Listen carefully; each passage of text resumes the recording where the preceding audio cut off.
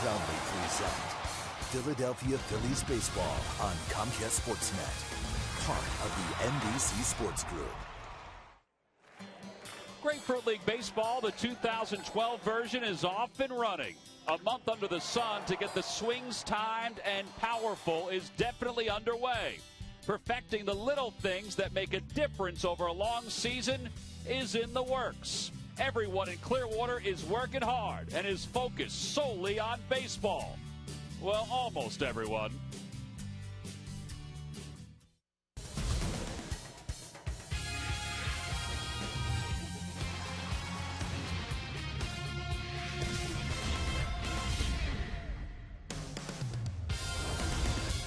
If you're a young fan in Major League Baseball, it's probably pretty safe to be either a Yankee or a Phillies fan. A sold-out crowd this afternoon here at Bright House Field as the Phillies and the Yankees get together for the third time in 3 days, and the Phillies looking for their first spring training victory.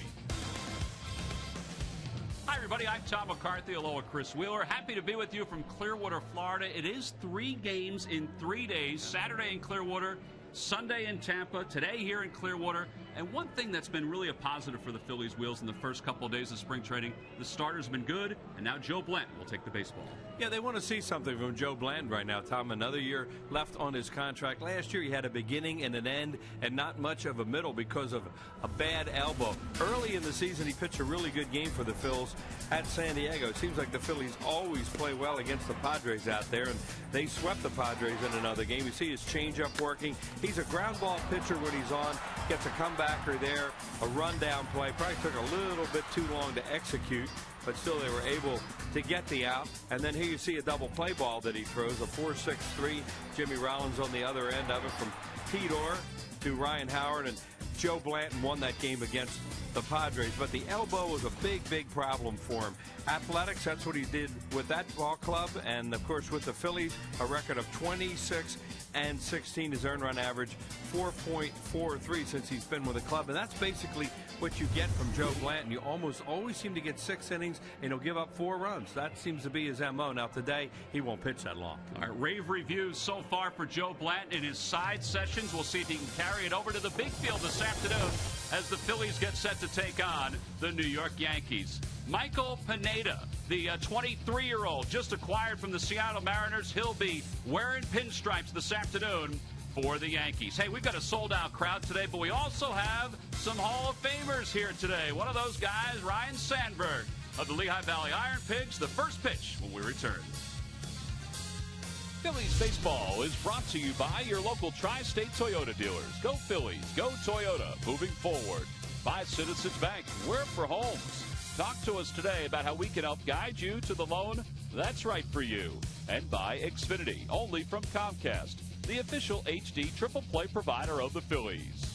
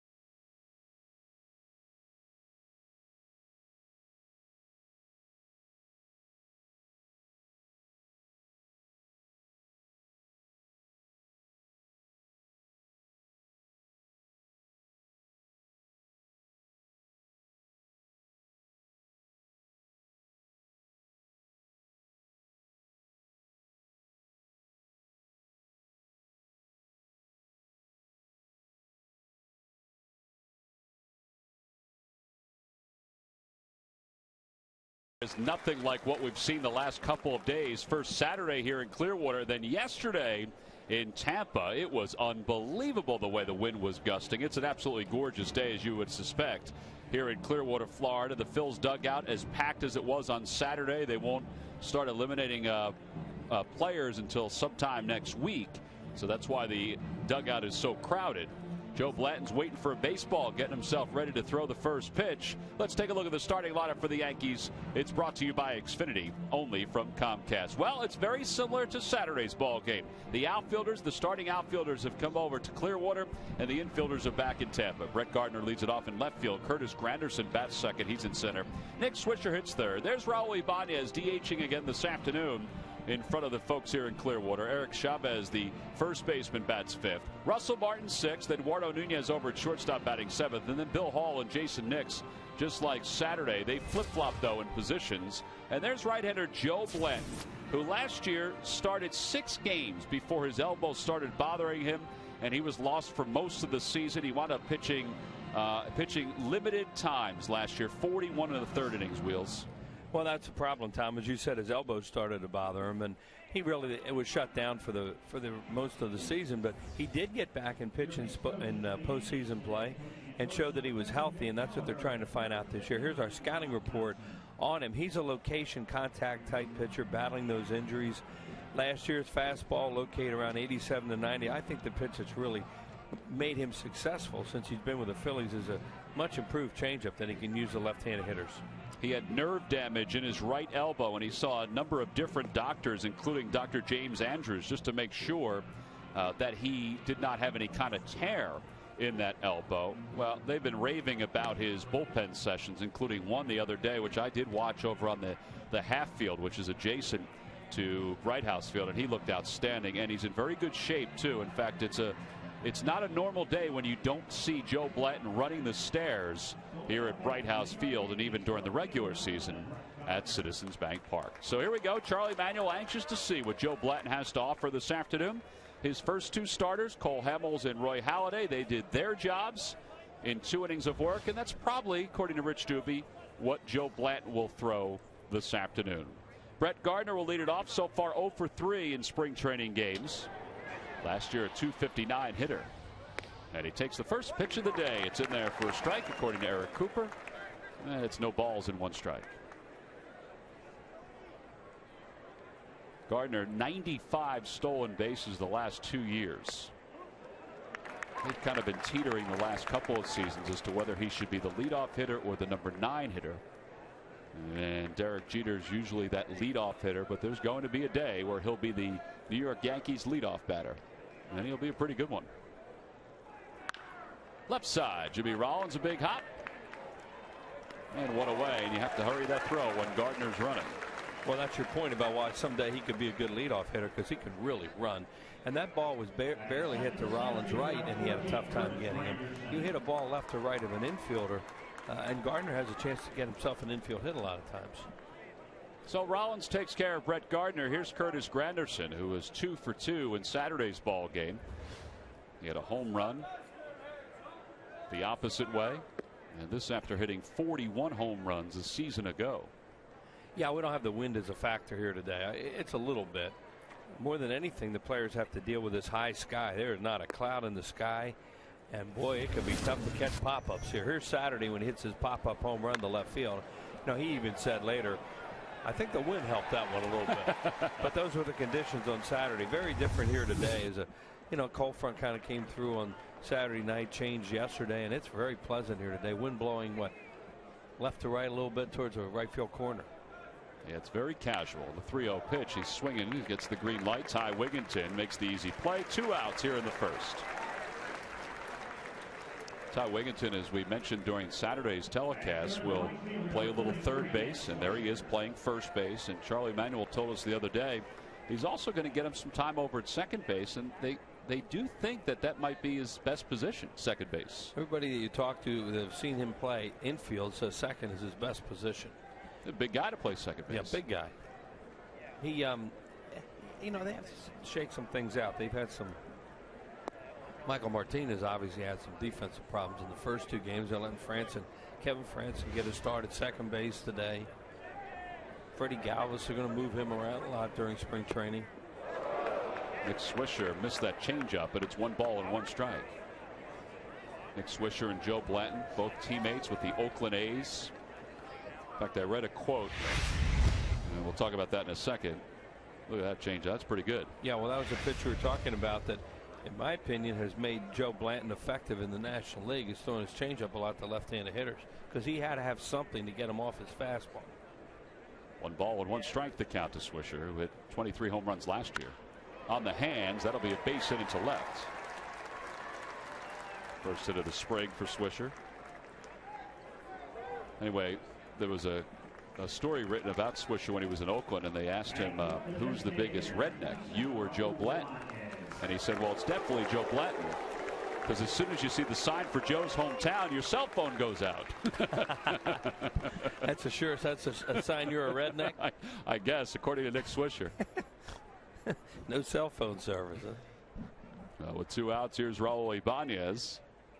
Ibanez 1 for 3 in Saturday's game.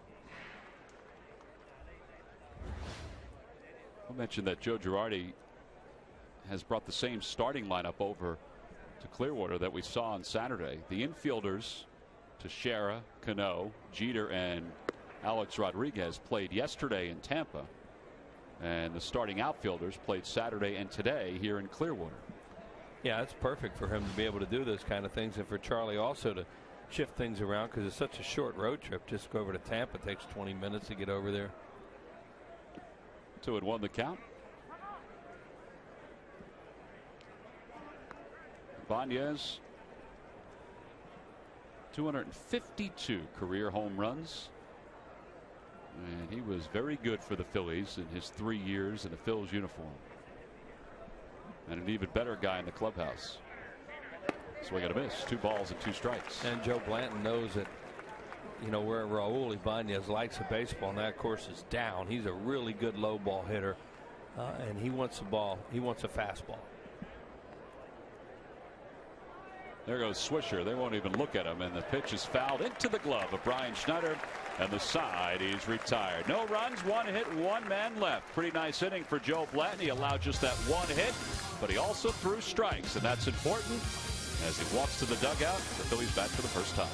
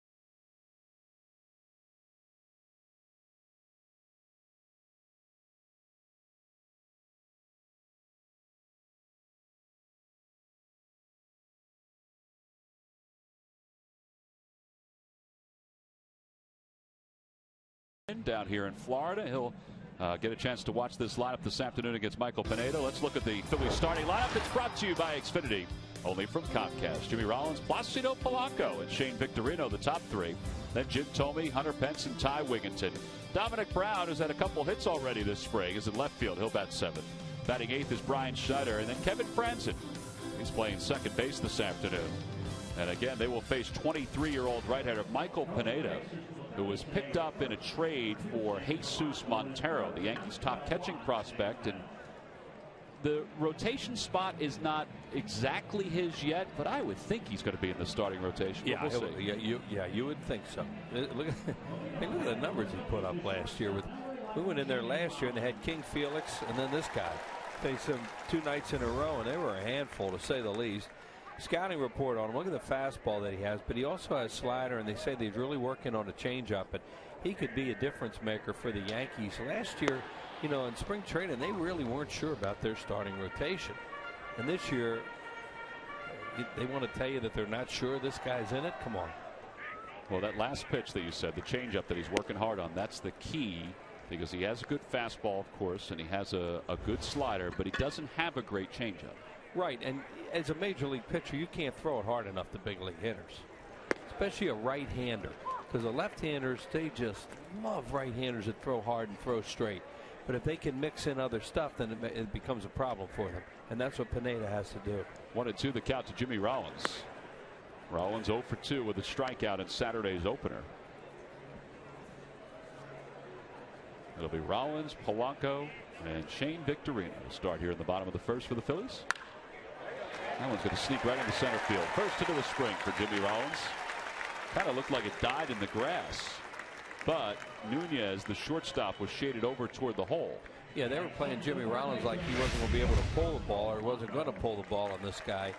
And as a result, this ball is hit right where the shortstop would normally play. As Tom mentioned, he was playing it over. And even as that ball goes through the hole there, you don't even see Nunez. That's how far over. We usually don't see teams play Jimmy over that far.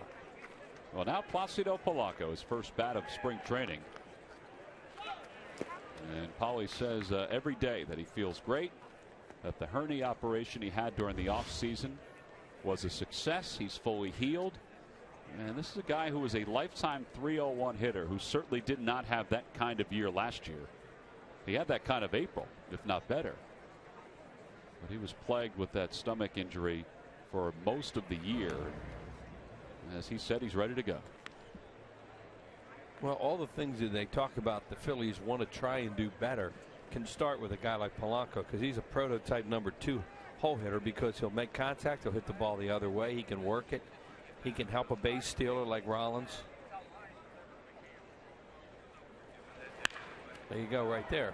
You know, with a guy on first base like Jimmy is, he's taking a shot at the hole to try and get an early first and third, maybe get a quick run, and that's what Polanco is so adept at doing. Normally you'd like to have a left-handed hitter and the 2-hole hitter so he can pull, but you see that big hole on the right side with a runner on first base, and Polly, for a right-handed hitter, can work the ball through there. Now you remember, he was an all-star last year. He also won the Gold Glove over third base, and rightfully so. You kind of look at it and say that he probably deserved it the year before. Scott Rowland won it the year before. But that Gold Glove was his third one.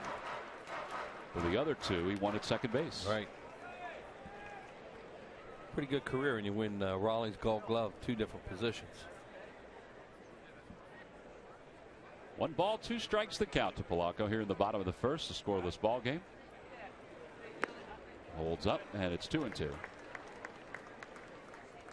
Pineda, I wonder what his times are. Yeah, he looks like he's kind of, for a big guy, he's not real slow to home plate. He doesn't look like.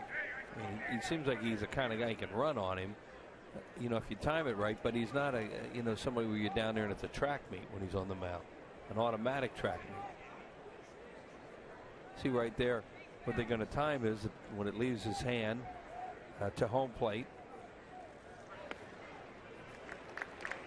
And what they get the time involved is how long it, he takes him to throw the ball to the plate, and then you get an idea of whether or not catcher has any chance to throw a guy out. Well, you just saw those numbers there. You can steal against Pineda. Yeah, that's what I thought. Looking at him, you think you should really be able to run on him, and we don't have his times this time of the year.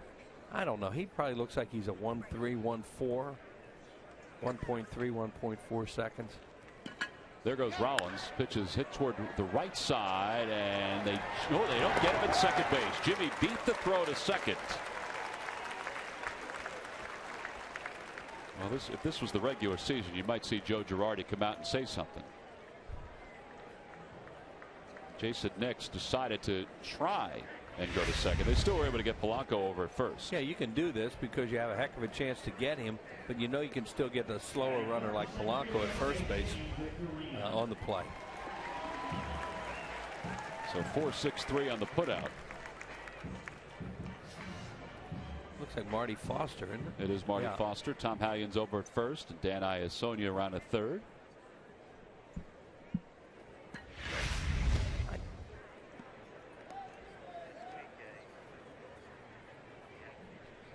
Looking at that replay, it looks like he was out by a hair. So runner at scoring position for the Phillies. Victorino the batter, and he takes a breaking ball for strike. Victorino was 0 for 2 in Saturday's ball game.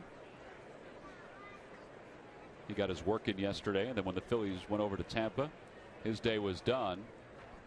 But he was watching the game. He was tweeting throughout most of the ball game, talking about Philippe Almont's fastball, and that one is a foul ball. Almont yesterday was at 96 miles an hour consistently with his fastball. Yeah, they had a little problem catching the ball yesterday for some of the pitchers, and Almont was one of them who was victimized by that. Rich Doobie says he loves his fastball, and he said Philippe has to work on his secondary pitches. You know, like the same thing we're talking about with this guy, because you can't throw it hard enough to these hitters. No balls, 2 strikes the count to Victorino.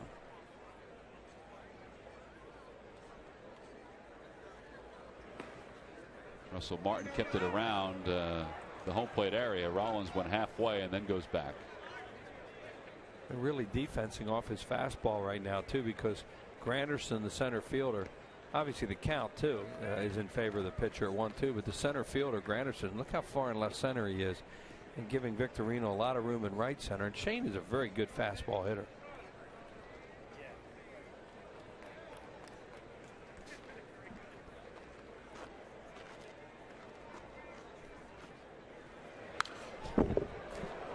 That one hit straight back and hit the screen behind home plate. Not by much. Wheels flinched a little bit. That ball almost did go right over the bar. And where was it going then? It was going to come right into the window. Ooh. So it remains 1 ball and 2 strikes. Victorino is out on the half field today, adjacent to the main field, working on his bunting with Pete McCannon. Martin will take a look at Rollins and then throw out Victorino. So 2 outs here in the first inning. Shane Victorino had a busy offseason, got himself in great shape, but he also took up acting. Let's listen in and watch as he worked a little Hawaii 5-0.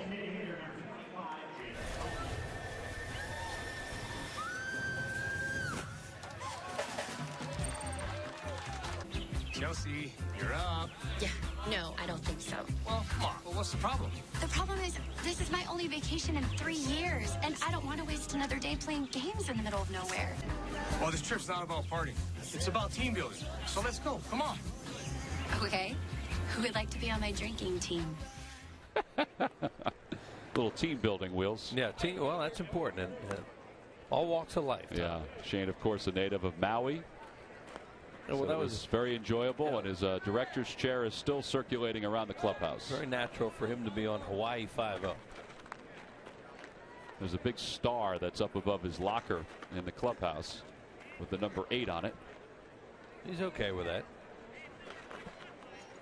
1 ball, no strikes the count to Jim Thome. Thome 0 for 2 on Saturday. And he takes that strike at the knees. It's 1-1. Well, they're not playing him the other way.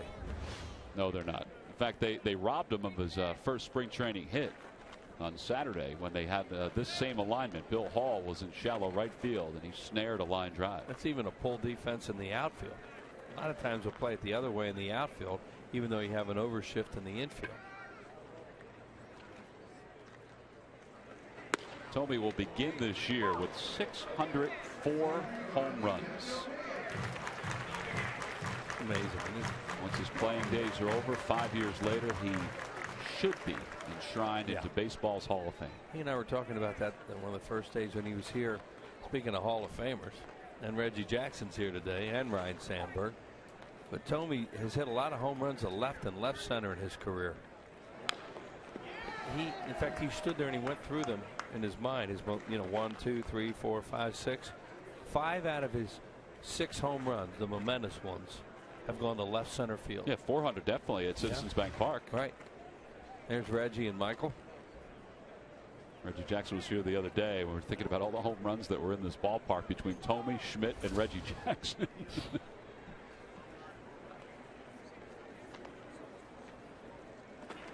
Swing and miss, and Pineda gets his second straight strikeout. So the Phillies get a base runner. They leave one in scoring position, and then a pretty impressive fastball ends the bottom of the first. We go to the top of the second.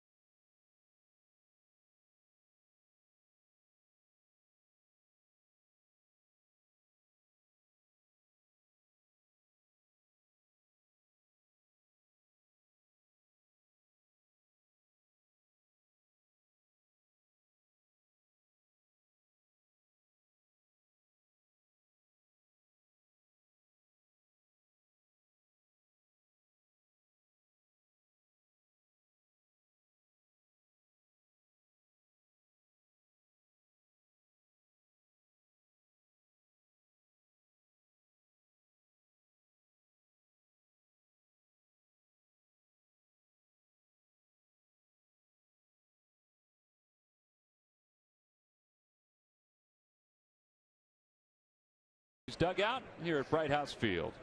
No scores. We go to the top of the second. Eric Chavez will lead it off for the Yankees. And that got a piece of Eric Cooper, the home plate umpire. And it's no balls and one strike. That first mask shot of the season, get him ready. Knocked his throat protector right off the mask. Ooh. Spring training for the umpires too. They got to hit with some foul tips. Get ready for it. Chavez last year hit .263 for the Yankees with a couple home runs, 26 runs batted in. High chopper to first, off the heel of Wigginton's glove, but plenty of time, one away. Hopefully Wigginton is okay. Speaking of whether guys are okay or not, Greg Murphy is with us to talk about news and notes around Major League Baseball. Murph? That's right, Tom. I'm doing just fine here in the second level of the picnic area here at Bright House Field. And we take a look, Phil's playing in their third preseason game, exhibition game of the season, and other teams also getting underway. How about Steven Strasburg of the Washington Nationals? Pitched 2 2/3 innings, struck out 3, allowed 3 hits, and walked none in their game yesterday against Washington. They were very happy with the way he looked. The Detroit Tigers, are you kidding? Did they have the bats going or what? 9 home runs from 8 different players, including one from newly acquired Prince Fielder. Tigers won that game 18-3 over Atlanta. And the Brewers, well, they got some bad news about outfielder Corey Hart. He's going to need surgery. He has a torn meniscus. He'll be out 3 to 4 weeks. So that's some of the things going around National League, the National League and the American League. What about right here in Philadelphia, or the Philadelphia Phillies? You talked about Placido Blanco, guys, and his health, and Ruben Amaro and Charlie telling us they're really excited about his health. Chase Utley, they're taking it a little slowly now. Obviously, he hasn't been in any preseason games as of yet, but they expect that he'll be pretty good. They're going to be very cautious with him throughout this spring. I would imagine we'll see him sooner rather than later, but they want him ready, obviously, for the regular season, so they're going to take it slow with Chase Utley. It'll be interesting to see when, indeed, we do get to see that guy out there at second base. Tom? Yeah, Murph, it's pretty cool to see Chase taking batting practice, running during BP. I mean, that's always a good sign. Sure. And, the hope is that he will get a chance to, be in games in the very near future. He's in better shape, basically, than he was last year at this point. So that's the good news. That certainly is good news, and that's basically the message that we were told, that, you know what, they're not going to push him because they know what he can do, and the most important thing is that he's healthy when they go back up to Philadelphia. All right, Murph. Well, and another update, too. Ruben Amaro told us yesterday that Ryan Howard is in a walking boot. And they're not going to rush him back as well. And the infection was taken care of up in Baltimore, and they're hoping that he can resume some kind of baseball, some baseball work in the next couple weeks. But again, they're not going to rush him back as well. Yeah, and this time last year, Chase Utley was shut down basically. Nobody really knew what was going on with him. You just knew it wasn't good, and the odds were he wasn't going to be able to start the season. Then we all know what happened with him. So, and the Ryan Howard thing, from what we're told, the main thing about that's positive is that the Achilles is healing just fine. The infection, unfortunately, occurred, was a setback in some ways, but the main injury, and there, of course, is head trainer Scott Sheridan right there in the middle, that they're happy with that. And as long as the Achilles is healing, that's the good news. There's Chooch. He hasn't been in a game yet. No, he's feeling pretty good, though. He said he spent most of the offseason in Panama. That one is right on by Polanco through the hole. So Eduardo Nunez is aboard with 2 outs here in the second.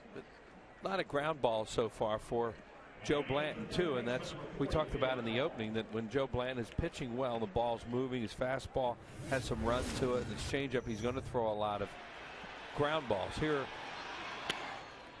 Here's how the season ended. That's how the season ended, and that's how Ryan Howard tore his Achilles tendon. And the sight of watching the Cardinals celebrate was awful, but that was even worse, looking at Ryan down on the ground in so much pain. Man, you really didn't see that for a while. And I remember thinking, why is Nick Punto running that ball over to Albert Pujols right now? Nick's not a kind of guy who's ever going to bring attention towards himself. He would have picked that up and thrown him out at first, and then all of a sudden you realize that there's nobody running down the first baseline, so he was running the ball over to Pujols. Well, no balls, 1 strike to count to Bill Hall with a runner at first and 2 outs, and that one's on the inside corner.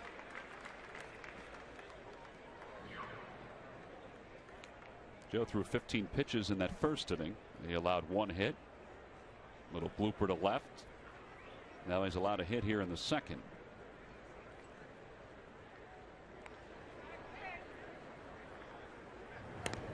Joe is a very important piece to this puzzle. Last year at this time, the Phillies had Roy Oswalt. So with Blanton's injury, it opened the door up for Vance Worley. But there's no Roy Oswalt this year. There's Vance Worley, but Phillies are counting on Joe Blanton to be part of that 5-man rotation. Nice hop for Placido Polanco, and a pretty casual inning again for Joe Blanton. No runs, 1 hit, 1 man left. Through 2 for Joe. He's allowed 2 singles. His day is probably done. We go to the bottom of the second in a scoreless game.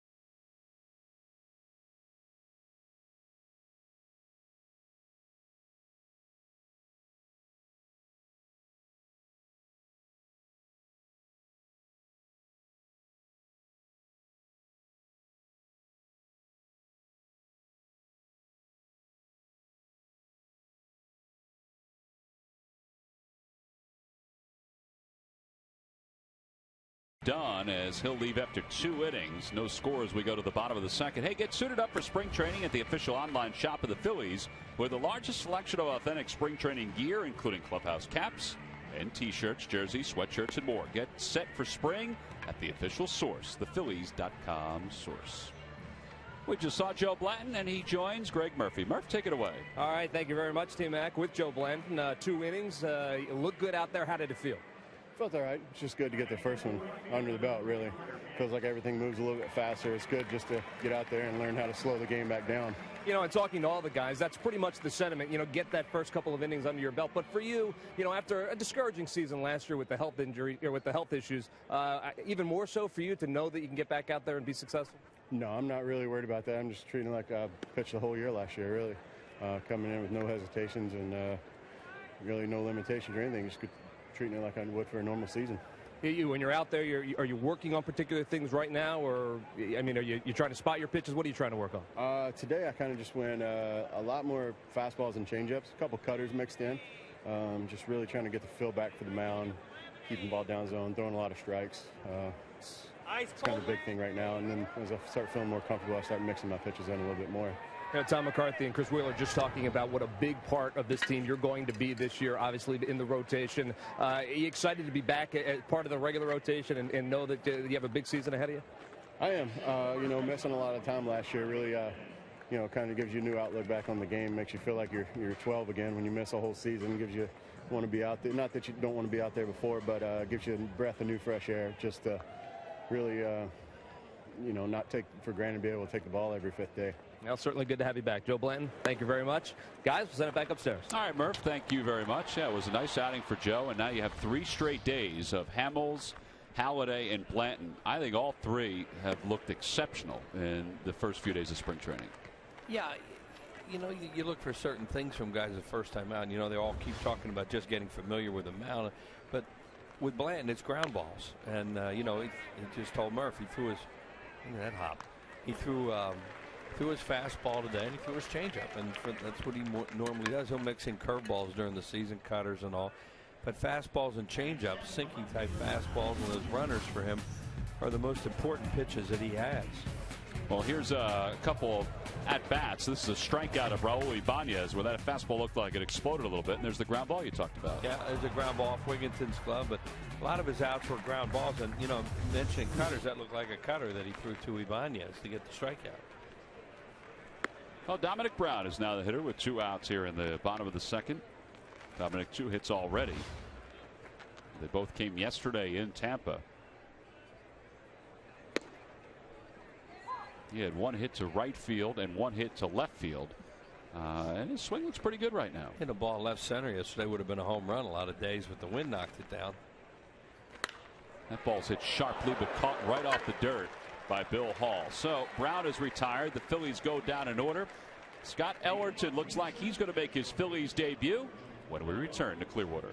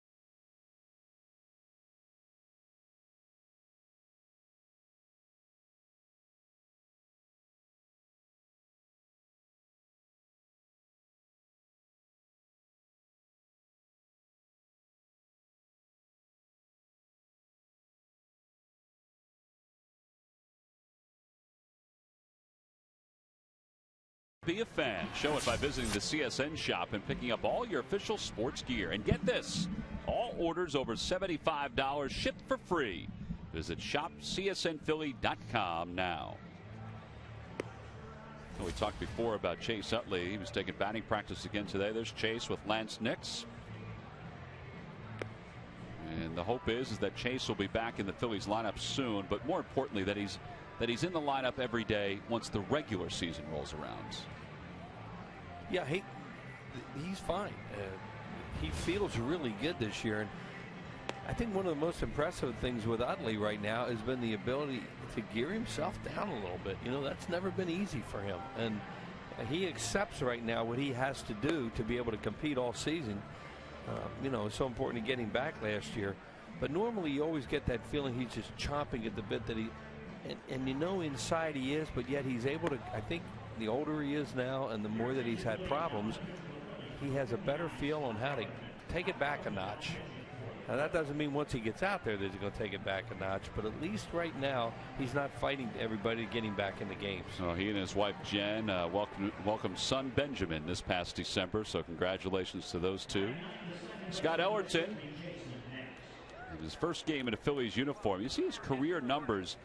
He essentially, well, he hasn't been in the big leagues in 3 years, but he's only thrown in 16 games the last 3 seasons. Did not pitch last year and did not pitch in 2009 and pitched in 16 games in relief in 2010. So he'll face Lance Nix's younger brother Jason to start the top of the third.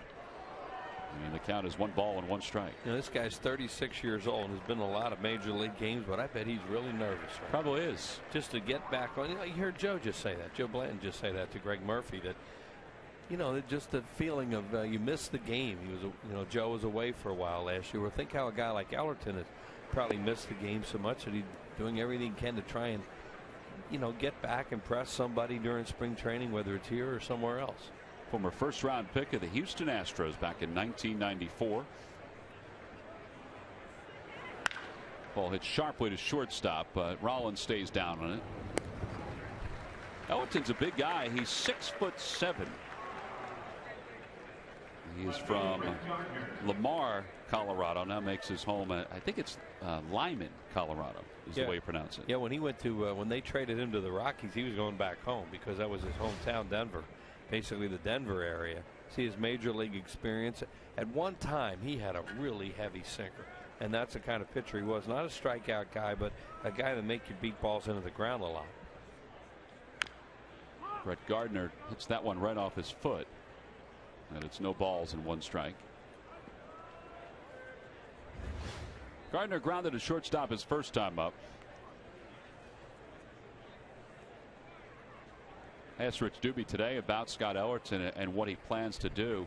And he said, well, more than anything, he's going to try to stretch him out. You know, they're not sure what his role would be if he made the major league club. But they're going to stretch Ellerton out just as they're going to stretch a couple of other guys out like Kyle Kendrick just in case he's needed to be a starting pitcher. Well, he got that one right in on the knuckles of Brett Gardner. It was up a little bit, but 2 ground outs and 2 outs here in the third. Yeah, he's another guy that could give them some inventory at AAA for Ryan Sandberg and the Lehigh Valley club. That was a fastball and he just kind of smothered it towards second base, up and out of the strike zone. There's Rich Doobie taking notes. He was out early today watching some bullpen sessions for some guys, just getting some work in. The thing about spring training is that you arrive early if you're a player or you're a coach, probably even earlier if you're a coach. Well, he lives down in the Sarasota area too, so he commutes. Right at the belt. No balls and 2 strikes. David Robertson is warming up in the bullpen for the Yankees, so he'll probably come in and pitch the third. There he is.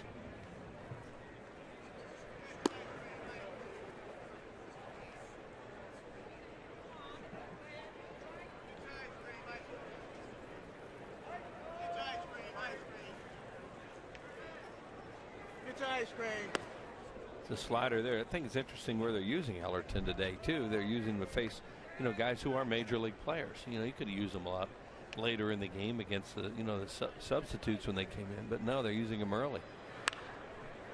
There's another slider that went into the hands of Granderson and he popped it foul. Yeah, that's why you'll see like a David Robertson, who's the Yankee setup guy. He'll pitch in the third to face major league players, and Rich Doobie's not alone in that. And he has some guys he wants to look at this year because, you know, there are bullpen spots that are there. And as he told us the other day, you know, some of the older guys could keep some of the younger guys down in the minor leagues another year. There's Jose Contreras, the big truck. It is a big truck he drives, yeah. too. You would expect a big guy to get out of a truck like that. And when he gets out of it, it fits.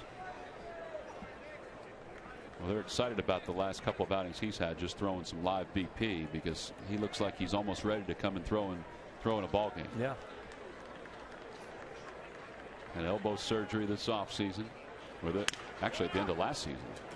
So 3 straight groundouts for Scott Ellerton. Pretty nice debut for the 36-year-old. He retires the Yankees in order. We go to the bottom of the third. David Robertson's coming in to face the Phils.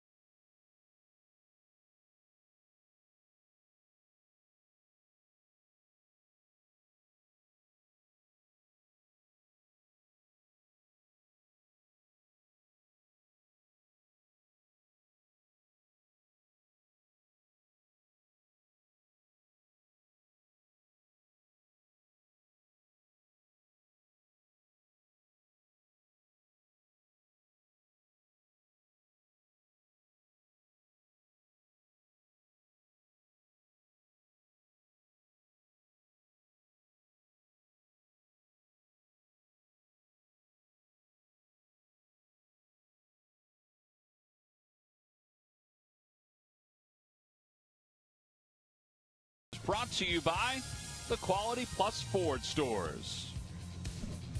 Oh, he is still around, the Philly fanatic. In fact, he made his way around Clearwater yesterday and today. There he sees get a chance to soak in a sunset at the Palm Pavilion at the beach here in Clearwater. He was also at the aquarium. He went to see Winter the dolphin. Wheels, that's a big attraction down here in Clearwater. Winter the dolphin, especially since that movie came out. Exactly. Which I can't think of the name of it. A Dolphin's Tale? That's it. Wheels, I'm very impressed. Did you watch it? No, Renee watched it a lot and loved it. So, or I would have, as you imagine, would be correct, have no idea. Well, here's David Robertson who'll take over for Pineda, excuse me. As we go to the bottom of the third, it'll be Brian Schneider, Kevin Franz, and Jimmy Rollins. Robertson, boy, he really came into his own last year. Look at that ERA, 1.08. He essentially took over the role that Jabba Chamberlain was going to have last year with the Yankees, and boy, did he flourish. Yeah, that's a lot of strikeouts, too. 70 games out of the bullpen, all in relief, and won 4 games. He even picked up 1 save. You don't get a lot of saves on that club, of course, with that other guy around. Mariano Rivera, who we will not see today. He's throwing batting practice back in Tampa. But Robertson was a starting pitcher and, you know, always threw really hard, but looked like maybe a guy that would be best served by doing what he's doing right now, by pitching an inning and really letting it all go, because he looked like the kind of guy you could time after 2 or 3 at bats. He'll face Brian Schneider to start things off. First game this spring for Brian Schneider. He's a reliever now. He's pitching out of the stretch with nobody on base. Brian Schneider during batting practice today, and I know we say this from time to time, he had a home run. I mean, it was one of the longest home runs I've seen here in this ballpark. I mean, I thought it was Jim Thome that hit it, but it wasn't. It was Brian. Out in the pond out there? Oh, he crushed. No, it was actually toward right center field. It went toward the back fence in right center field. Well, Brian can pop on once in a while. It's always been like that. You know, the kind of guy gets his pitch, he can hit a ball out of the ballpark. Very valuable backup catcher. And obviously they've thought enough of him. There's that area Tom's talking about where he hit the ball out. They thought enough of him, you know, to bring him back again this year as the backup to Carlos Ruiz.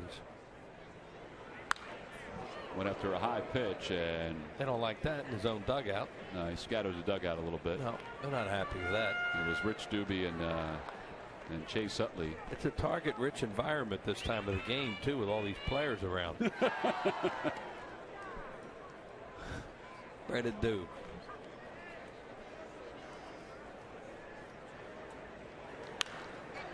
Towering fly ball. That'll go into shallow left field, or will it stay on the infield dirt? Either way, Nunez will make the catch. So one away. That'll bring Kevin Franzen to the plate. Speaking of home runs, pretty good shot.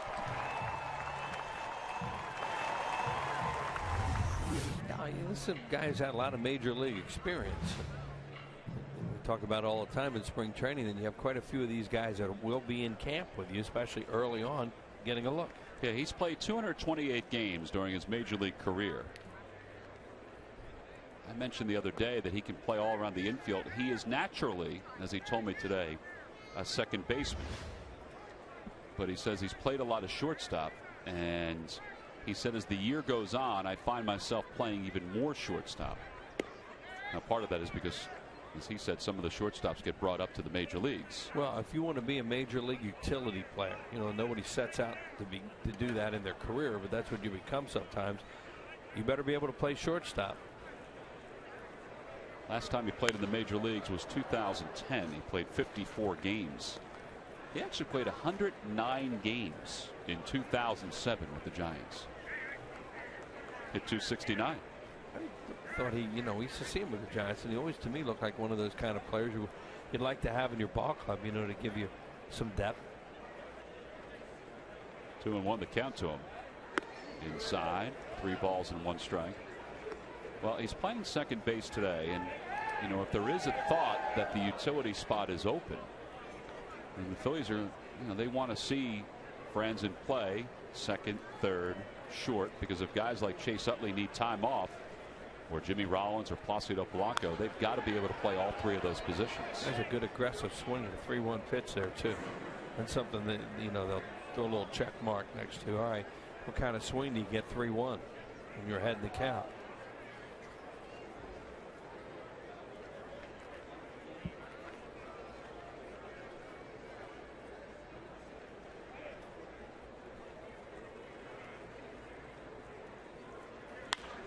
On the hands, Eric Chavez is over into foul territory, and he makes the catch. Boy, that fastball had some movement. Sure did. Well, Friday, April 13th is the start of a 3-game series between the Phillies and the New York Mets. 7:05, 4:05, and 1:35. Mark down Saturday the 14th because it's Turkey Hill Kids Opening Day, and all fans 14 and under receive a Charlie Manuel commemorative baseball. Then Sunday the 15th is a tribute to Jackie Robinson, and the Expedex 2012 schedule magnet will be given out to all fans. Order your tickets now by going to Phillies.com. 2 gone. Jimmy Rollins, the hitter.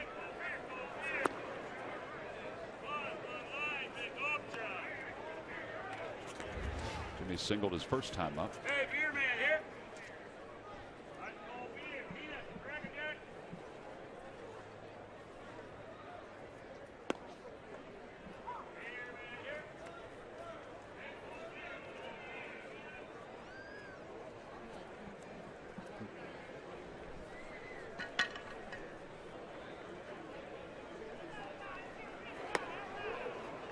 Ball and 2 strikes the count to Rollins. Mentioned before that Jimmy and his wife Jahari are expecting their first child, a little girl, this May. I said, what'd your mom say? What did Gigi say? He said, well, she said, I'm going to be there on the plane all the time. I said, you're going to be a good dad. He said, well, my dad was a great dad, or is a great dad, so I learned from the best. That's a nice thing to say about your dad, isn't it? It sure and is. He means it too. And when you know Jimmy's father, you can see why he'd say that, because his dad is a great guy. 2-2 the count to Rollins. And so's Bob. So's Gigi. There you go, Wills. That's right above our heads. Yeah, that's safe.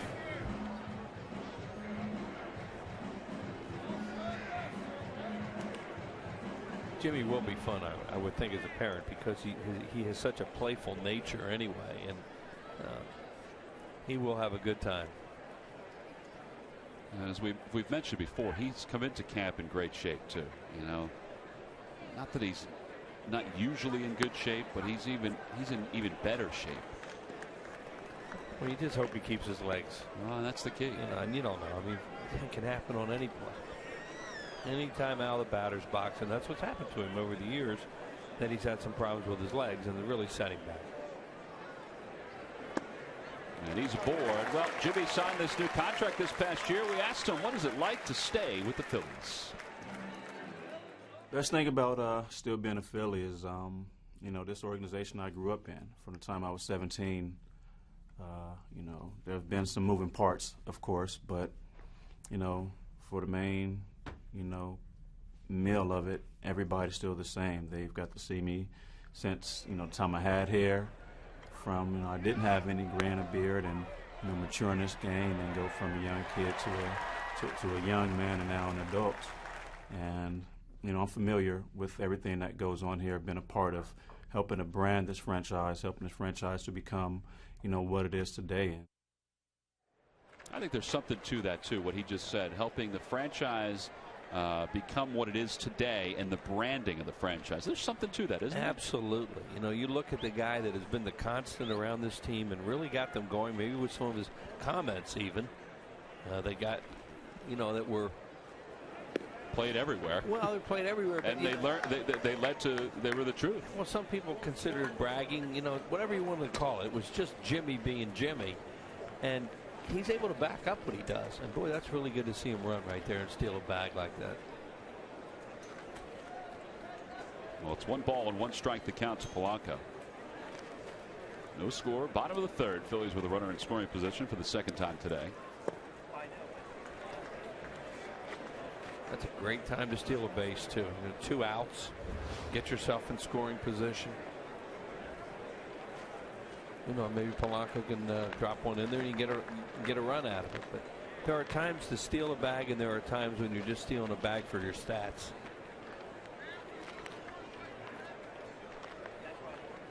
There he goes again.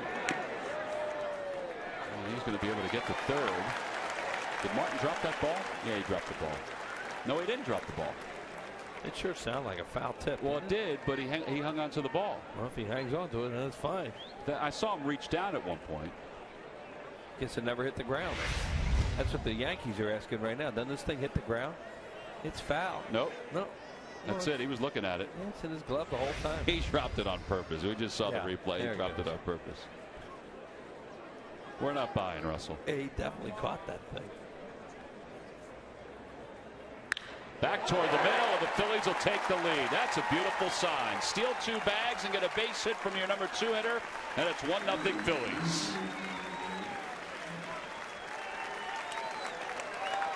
That's vintage Polanco too. You don't get a fastball up like that and hammer it. Hit it hard somewhere.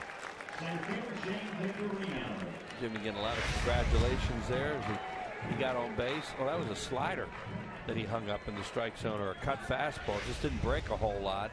And he hits it right back through the middle, and Rollins scores a run. So 1-0 Phillies, and here's Victorino. He struck out his first time up. Victorino, the hitter here in the 3-hole. Probably not where he will hit this year. The lineup is healthy. It'll be Rollins, Polanco, Utley. And then in the 4th spot, it'll all depend on who's playing first base. I think, anyway. If Tomey's playing first base, then he'll probably bat 4th, and then Penn's 5th. If somebody else is playing first base, then Pence will probably bat 4th. Wouldn't you agree? Yes. You know, and Tomey, they don't have any idea whether or not he's going to be able to play first base or not. They hope. They know he'll be able to DH when that comes up in May.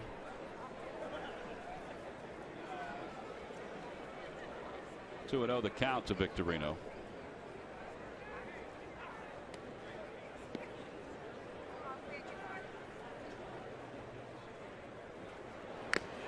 The other part of the Yankees back end of the bullpen, Mariano Rivera and Rafael Soriano, are both throwing batting practice today in Tampa, and will eventually get into some games. Jabba Chamberlain's not supposed to be back until maybe the end of June or the All-Star break, and at that point he'll slide into the bullpen in some capacity. Victorino is retired, but the Phillies do get a run on the base hit by Placido Polanco. But before that, there was the walk by Rollins and the 2 steals by Rollins to get him to third. And then Polanco's RBI single gives the Phillies a 1-0 lead.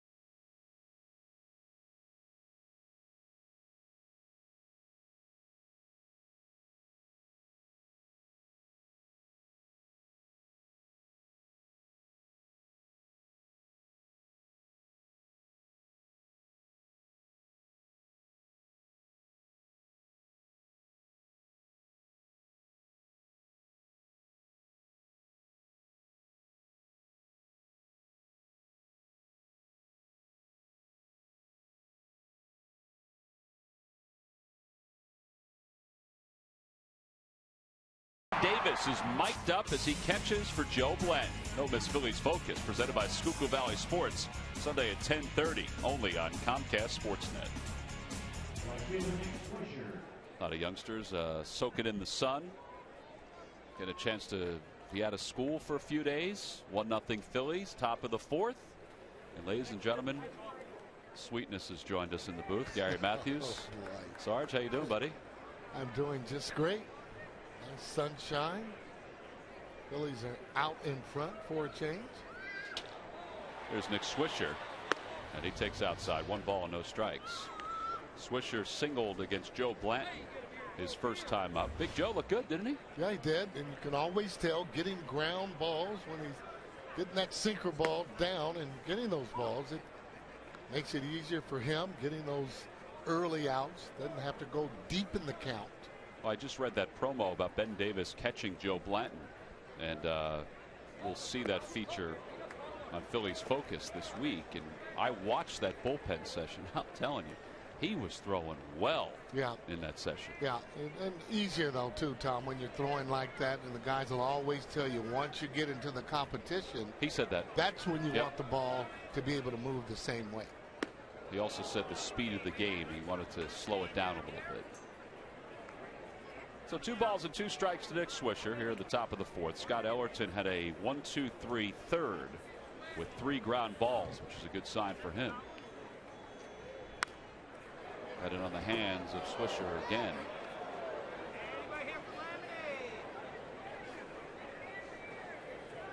Swisher, whose dad Steve was a major league catcher, also a manager, managing the Phillies organization in the minor leagues.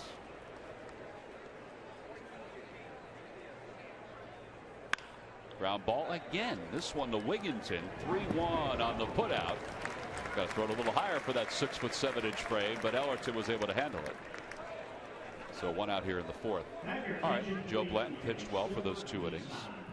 Phillies offense stole 2 bags and got a base hit from Polanco. Pretty nice. Like that clutch base hit with 2 outs with Polanco. However, for me, still not squaring up enough balls that you would like to. And talk to Charlie earlier, that's what he wants the guys to do, laying off the pitch. That was a good at bat there by Polanco, being able to fight balls off, hit that ball hard up the middle. Looked like it was something off speed. But this is what they're going to have to do this year, and hopefully get on top early on and often. Well, and get on top early, as Charlie has mentioned.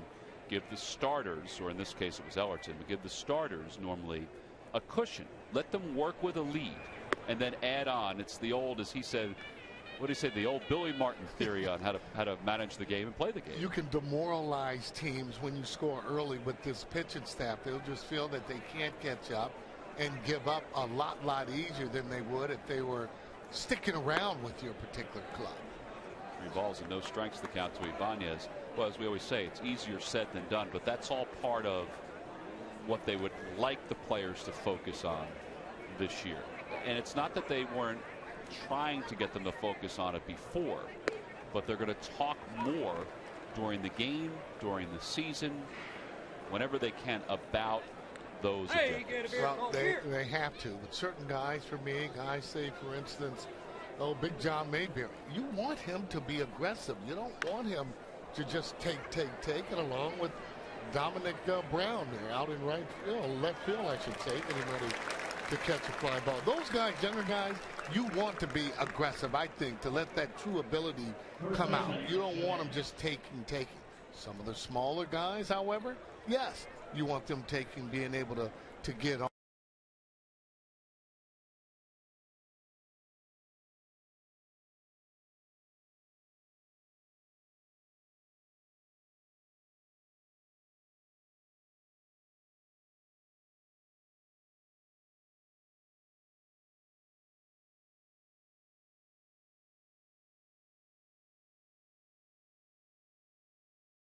Ball's hit pretty hard.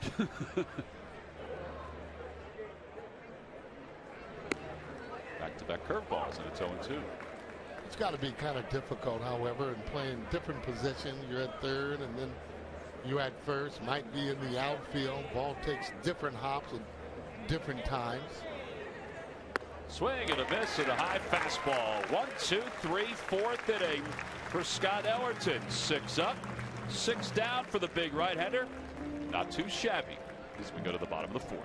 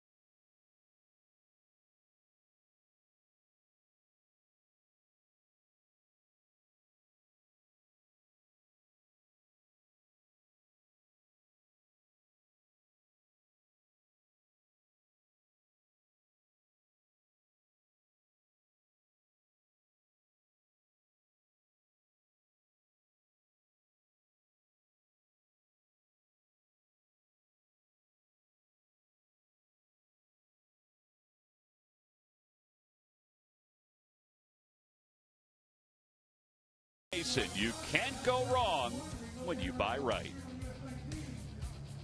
Sold out crowd here at Bright House Field. The Osprey are floating around, settling in up top.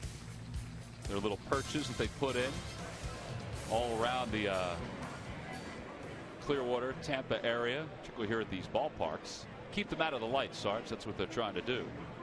New pitcher for the Yankees is Cesar Cabral, left-hander who we saw the other day. He'll take over for David Robertson, who goes 1 inning. Robertson allowed a hit, couple stolen bases, 1 walk, and no strikeouts and a run. So the Phillies lead at 1-0. There's Cesar's numbers in the minor leagues. Scott Ellerton, I'll tell you what, hasn't pitched in the major leagues in 3 years, making a comeback, trying to make a comeback. he had to have butterflies and 6 up, 6 down, Sarge. I mean, pretty efficient work. Actually, he slings the ball. Could be difficult to pick up, but when you haven't pitched in that long, you bet you do have butterflies. And boy, I guess you just stay at home and you're looking at different teams. You're going, hey, I think I can come back. I think I can get those guys out. Well, you know as well as anybody, you went through it yourself as a player, but and your son Gary went through it too as a player. It's tough to say goodbye to the game as a player. Yeah, I've always thought it was tough to turn that fire on and off. And some of the guys that retire and are able to come back. Ryan Sandberg did that for a year and actually came back and was able to play. On the outside corner. And it's 1 ball and 2 strikes to Jim Thome. Watched Jim take some ground balls today with Sam Perlazzo on one of the backfields. Sitting on a chair, just kind of going a little to the right, a little to the left, getting himself ready for his first games over at first base, which will probably come in another week or so. Charlie is optimistic that Jim can play some first base for the Phillies this year and excited about that prospect. Well, one of the things when you haven't played at first base, well, the game becomes awful fast for you once you get back over at first base. That's why he's taking those ground balls. But then you need to get in game situations, see how those balls are hit. Ooh. Well, we know he can hit. That one's into the alleyway in right center field, and it's off the top of the fence.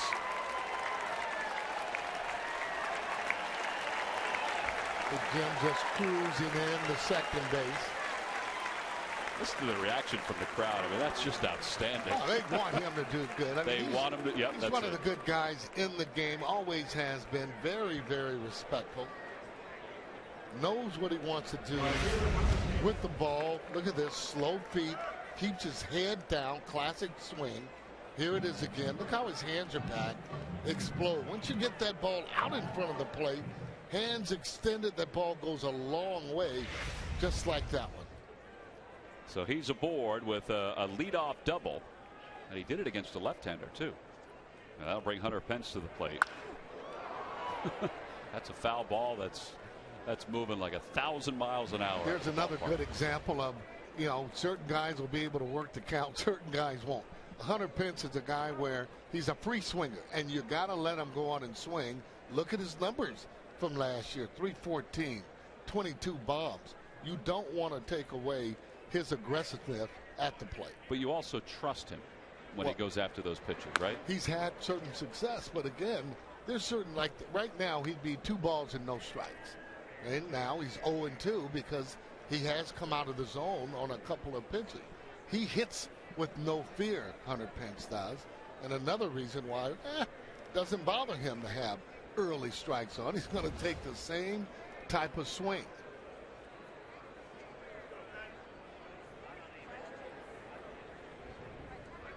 To the count. You saw his numbers with the count. No balls and 2 strikes. Chopper left side. Nunez takes the friendly hop. So Thome still over at second. Eduardo Nunez. It may not be in the foreseeable future with the Yankees, but they think this kid is going to be one heck of a major league player. Well, he's already pretty good. Yeah, well, it looks like he has a good chance to be the utility player. I mean, Billy Hall is fighting for that job, I would think. Here's Ty Wigginton. Swing and a miss, and it's 0-1. Wigginton hit a little number right in front of the plate his first time up.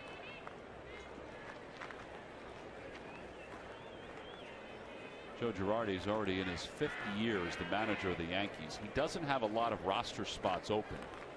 He is looking at Cabral, though, because Cabral was a Rule 5 selection that the Yankees acquired from the Kansas City Royals. And the Royals took him in the Rule 5 draft. It's the draft that takes place in December for minor league players who are not on a parent club's 40-man roster, and because of time served, they are exposed to other teams. Wigginton just got bumped. And what that does is it gives them an opportunity for a team to get to the major leagues. However, he has to stick with that club and stay there. Other than that, he's exposed to go back. So you're right. They take a long look at those 5-year guys. Yeah, Cabral could be offered back to the Royals if the Yankees decide not to keep him. Now, there are different levels of the Rule 5 draft. Some guys are Rule 5 selections on the minor league level, so they can just stay in your minor league system. But a guy like Michael Martinez for the Phillies, he had to stay with the team all last year. David Herndon the previous year had to stay with the Phillies all season long. And usually when that happens, the scouts are really high on you. The scouts with the Phillies, that would be. 1 ball, 1 strike to count to Dominic Brown, to line the third the opposite way, his first time up. Hit it sharply. Good test for Dominic and whether or not he can stay in there on that left-hander. If you're going to play every day, that's what you have to do. Sliced the opposite way, but right at Brett Gardner. And Tomey gets back. 2 outs. Tell me what you saw on that swing, Sarge. Well, I like the swing. He's hit 2 balls very hard. And against the left-handed pitchers, a lot of times because the ball's going to be away, you want that ball hit to right field. And again, the more he hits the ball, the better. There's that extension, his head down. Watch his head goes down, hit against that back, that front foot. That's the way you hit. Not trying to pull that ball and going the other way. Pretty good contact. See his numbers against lefties last year. 281. That was with the big club.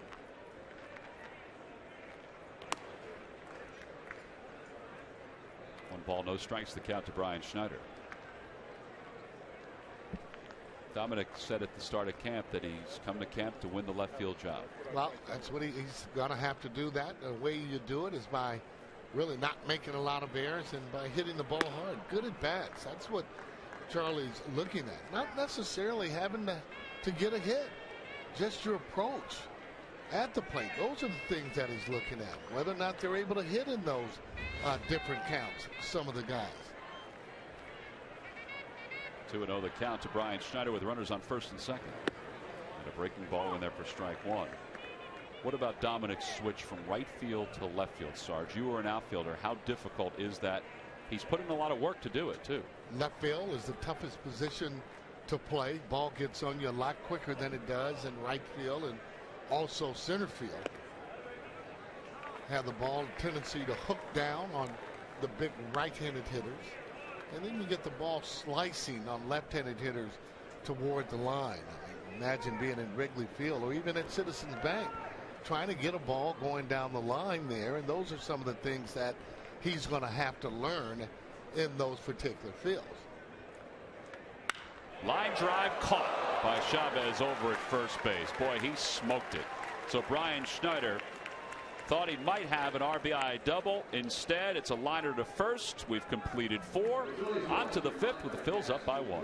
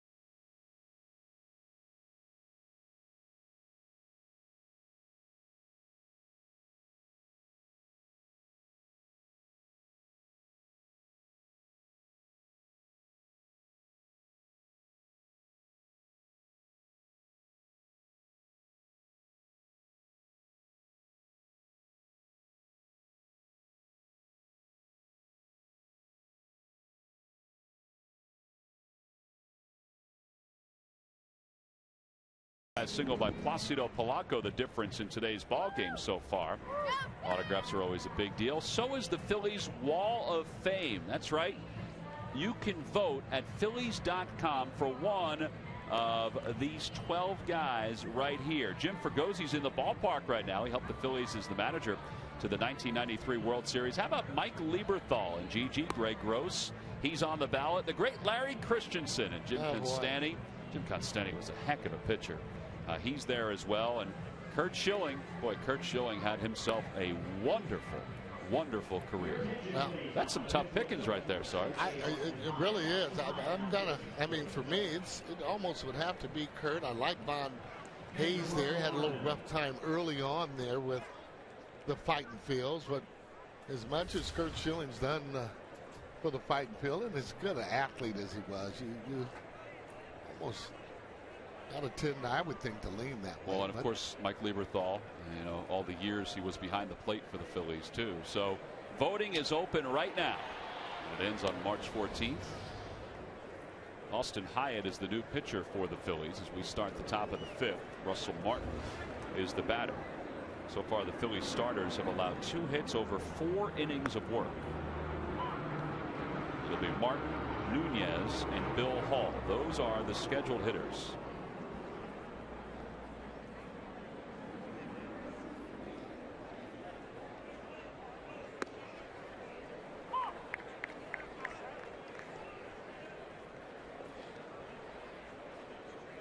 Austin Hyatt's another one of the guys that Rich Doobie said would get stretched out during spring training. Won 12 games last year at Reading.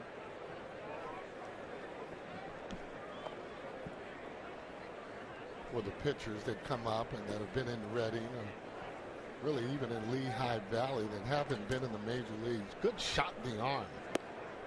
And they're able to come here and also be around the different starting pitching that they have. Rich Doobie, pitching coach. Kind of like it as a coach or manager when you don't really have a lot of spots. That means you have a pretty good club. Well, if there are spots available, it seems like the spots are in the bullpen for the Phillies and for the staff to decide. And they've got a pretty good mixture of older guys and younger guys that they can choose from. Right, and both clubs like veteran ball players, although they'll give a young player a chance if he can do that, if he can do it. That's what Mayberry's getting, along with Dominic Brown, getting a chance to show what they can do, and they'll have the most opportunity to do that. They don't have a lot of veteran players that are pushing them or that are going to actually take the job. In this particular case, it's really up to the individual. Well, Nunez fouls it back, so it's 1 ball and 1 strike. Just saw Dominic Brown. We were talking about making that switch a half inning ago after he lined out from right field to left field.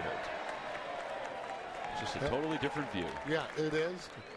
Again, he's just a good athlete, and he's going to be able to not only learn, he'll get better. But I'm sure he wants it right now. And to come into camp and know that you got to fight for a job. Look at some of those numbers there. Hasn't played there a lot. Throw by Schneider not in time as Nick Swisher swipes second. All right, well, while Dominic's out there in left field as a former outfield, what will be a number 1 that he'll have to overcome? Is it the angle going after balls toward the corner, stuff like that? Being able to read the ball on whether or not balls are sinking, whether or not they're going over his head. And again, a lot of times the count's going to have a lot to do with where he's actually playing, the type of pitcher that you have on the mound, knowing that, hey, maybe I'll take a couple of steps back here when it's 2-0 on a particular hitter. But those balls that are in the corner, and then with him being left-handed, it's going to be difficult, but he can do it. I mean, I think he can do it. He's a good athlete. Should be able to. It's a foul ball off to the right. Yesterday, he was charged with an error in Tampa. Now, it was more because of the exchange. Right. Throwing hand, taking the ball out of the glove. He dropped it.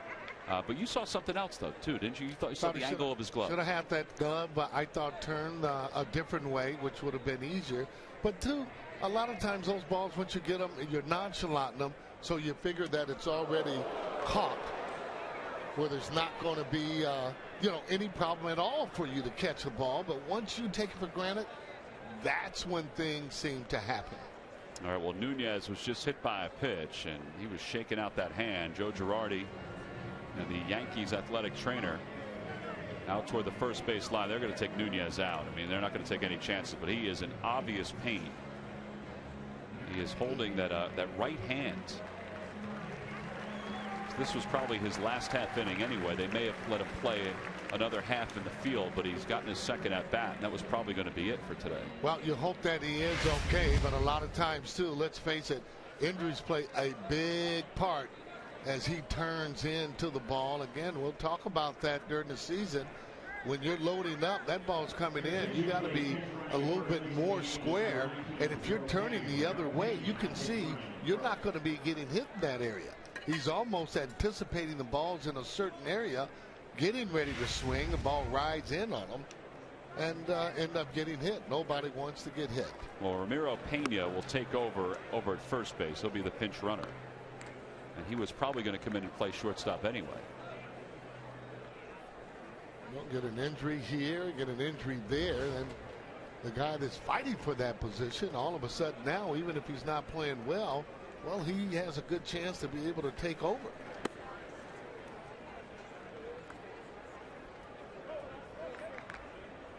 Hyatt has runners on first and second here in the top of the fifth.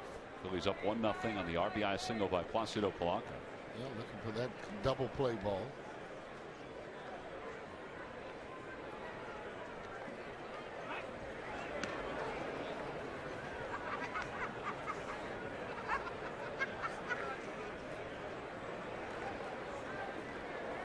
Hyatt last year in Reading led the league in strikeouts with 171 and 154 in a third innings. It's a solid ratio, and that was a good pitch there on the outside corner.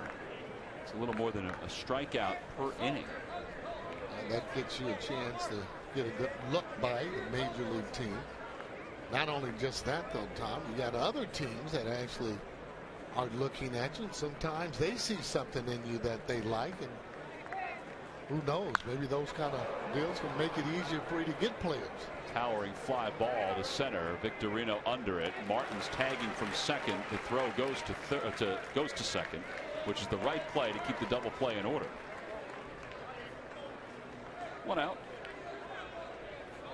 Yeah, you're right. Seems simple enough. But there are some fielders that would try and get in the position to throw that ball to third once it's in the air. Now the second runner from first is going to advance. Now you take away the double play.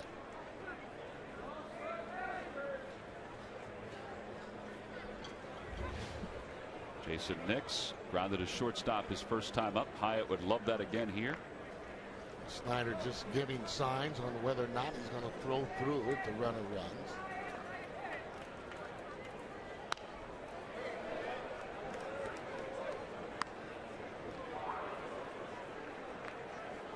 Mentioned that Jason Nix is Lance Nix's younger brother.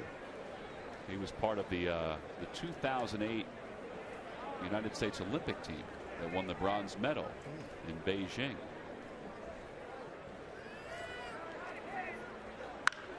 Fly ball to center field. That should be deep enough to score Russell Martin. Victorino looking for it. He makes the catch. Martin tags from third. He'll tie the ball game up. So it's a 1-1 game here in the top of the fifth on a sac fly by Jason Nix.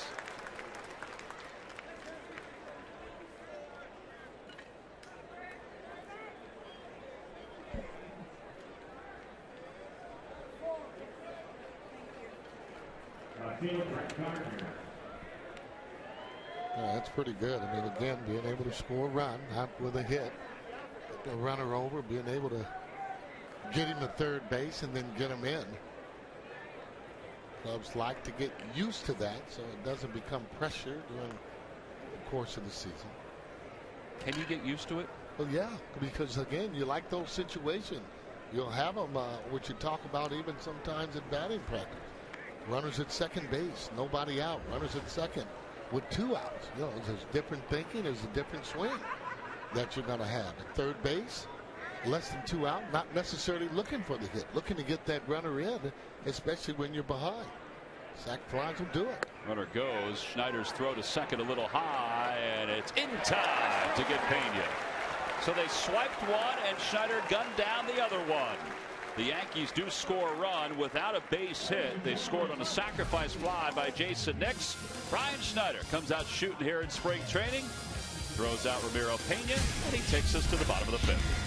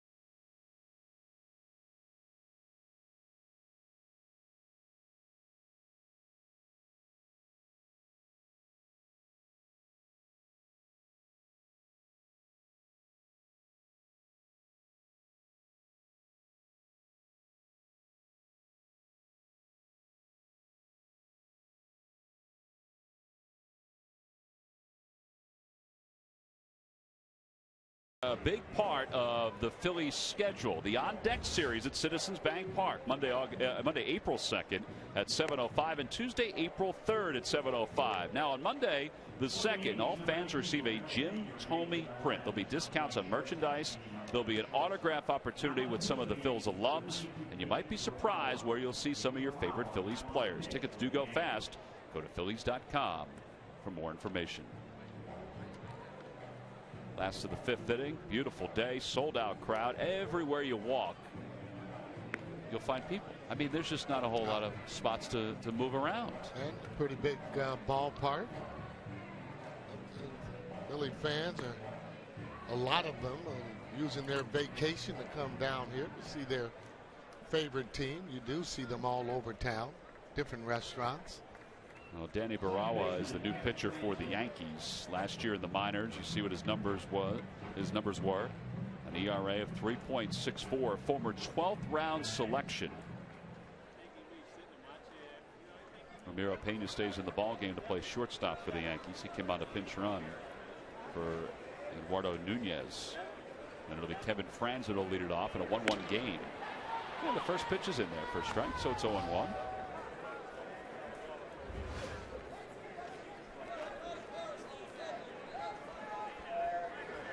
Franzen tries to bunt. It's 0-2. Mentioned that Kevin Franzen is battling for maybe a utility spot on the Phillies team, and there's been a lot of talk about Michael Martinez's problems in the field yesterday in particular up in Tampa.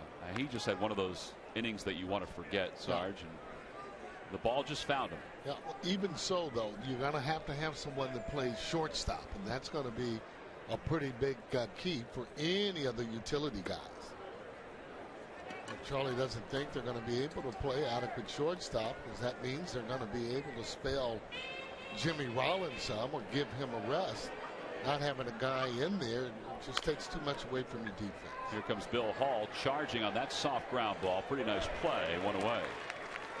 Well, speaking of Jimmy Rollins, he's had a pretty active day so far, including in the 3rd inning, Sarge. Yeah, well, still in those bases. Looks like his legs are ready. Jed's getting in there, and then actually still in 3rd. Right up the middle. That's a clutch 2-out base hit by Polanco. Jimmy Rollins coming in your pitcher.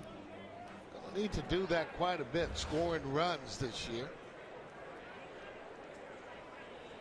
Rollins up for the third time today. He walked his first time up. Excuse me, singled his first time up, then walked his last time up. And not bad numbers last year, but you know, he's a guy that should be able to even do better. That ball is rocketed, knocked down by Eric Chavez, and I don't think Barawa is going to be able to beat Jimmy to the bag. Jimmy actually moved pretty good on that one. Yeah. That should be a base hit. Yeah, that ball I actually took a little bit of a hop besides being hit hard. See a little smile from him. Well, those hits or potential hits always put a smile on your face. Take a look at it as he gets right through the ball.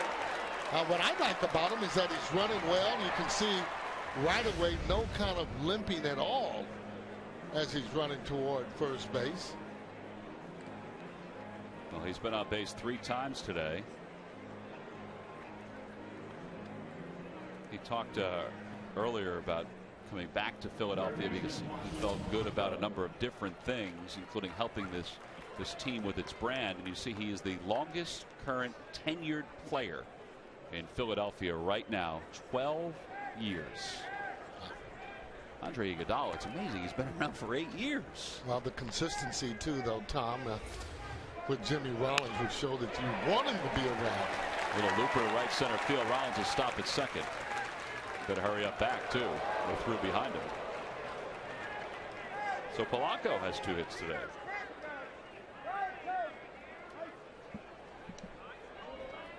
Another big key, Polanco. Especially if you're hitting in that second spot. I mean, you really want to keep the train moving and getting those kind of hits. And he's at his best, Polanco, and he's driving the ball to right center. Polanco's afternoon is done. They will put somebody over at first base for him. Right now, the closest guy to first base is Sam Perlazzo. Usually the guys have their own helmets and so on, so you got to keep that helmet close to you. Tyson Gillies will pinch run for him. And he wears that uniform for a reason, with those socks up as high as they are. Can fly. But you don't have slow guys that are going to be having their usually socks up that high. They did back in the day, but Jim Thome has the socks up high there, Sarge. Yeah, but does that tell us anything? No, what tells you, see those calves? Yeah. That's what tells you right there. Jim Thome calves, he's got those calves that are elevating the ball over the ballpark. Yeah. So what you're saying is that they won't have their pants up like that in a big league game unless they can do something. That's right. Yeah. Yeah, there's Jim Thome's calves. Now down in the minor leagues, if you're part of the Phillies organization, it's part of the Phillies way to have the players wear their pants like that. And if you're Juan Pierre, you're wearing the stirrups like Jimmy Moore used to wear. Yeah. The low school. Bring another count to victory there. Jamie Moore, who did appear in a game for the Rockies the other day. He's going to try to make that club. I get it. All right, Sarge, who do you think that is? Who do you think it is? Oh, boy. Oh, I can tell you that right off. Hunter Pence. It's got to be. See those pins? All right, let's see if he's right with that. I think you are right with that, Sarge. It is Hunter Pence, ladies and gentlemen. Yeah. I like when we do this with you. Check out the gloves, see whose gloves they are, see whose spikes they are. That might be 2. Knicks with a good turn, and they just get Victorino. 4-6-3 double play. So Barawa is able to work out of a jam here in the 5th. We've completed 5 here in Clearwater. On to the 6th in a 1-1 game.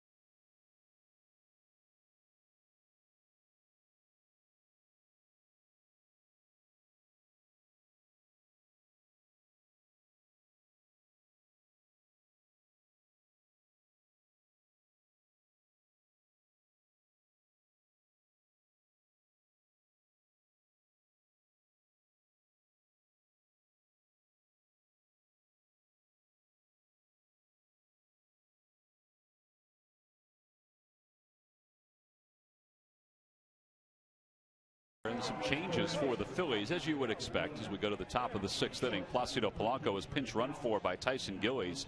Hector Luna comes in to play third base for Polanco. There's Freddie Galvis, who takes over at shortstop for Jimmy Rollins. Eric Kratz is the new catcher for the Phils. And Tyson Gillies, who came on the pinch run for Polanco, stays in the game to play center field. Austin Hyatt getting set for his 2nd inning of work. Brett Gardner leads it off, and Gardner shows bunt. And fortunately, that ball went foul because they had no chance to throw Gardner out. Yeah, there's that almost typical kind of a leadoff hitter that you'd like to have. Cut us down on his strikeouts last year. 49 stolen bases, 47 the year before would tell you that that is legit. Now, I would think eventually he'll take over the leadoff spot. Wouldn't you say so? You know what? I'm surprised that they haven't done it because Jeter's not going to run as much. Let Jeter go on and hit. Second. Maybe second. He should get more fastballs to hit, especially if Gardner's on. And he's learning how to do that, but still being able to have that many stolen bases as, you know, turning into a single into a double or a walk. It's just makes it easier for everybody on the team. Well, he bats ninth.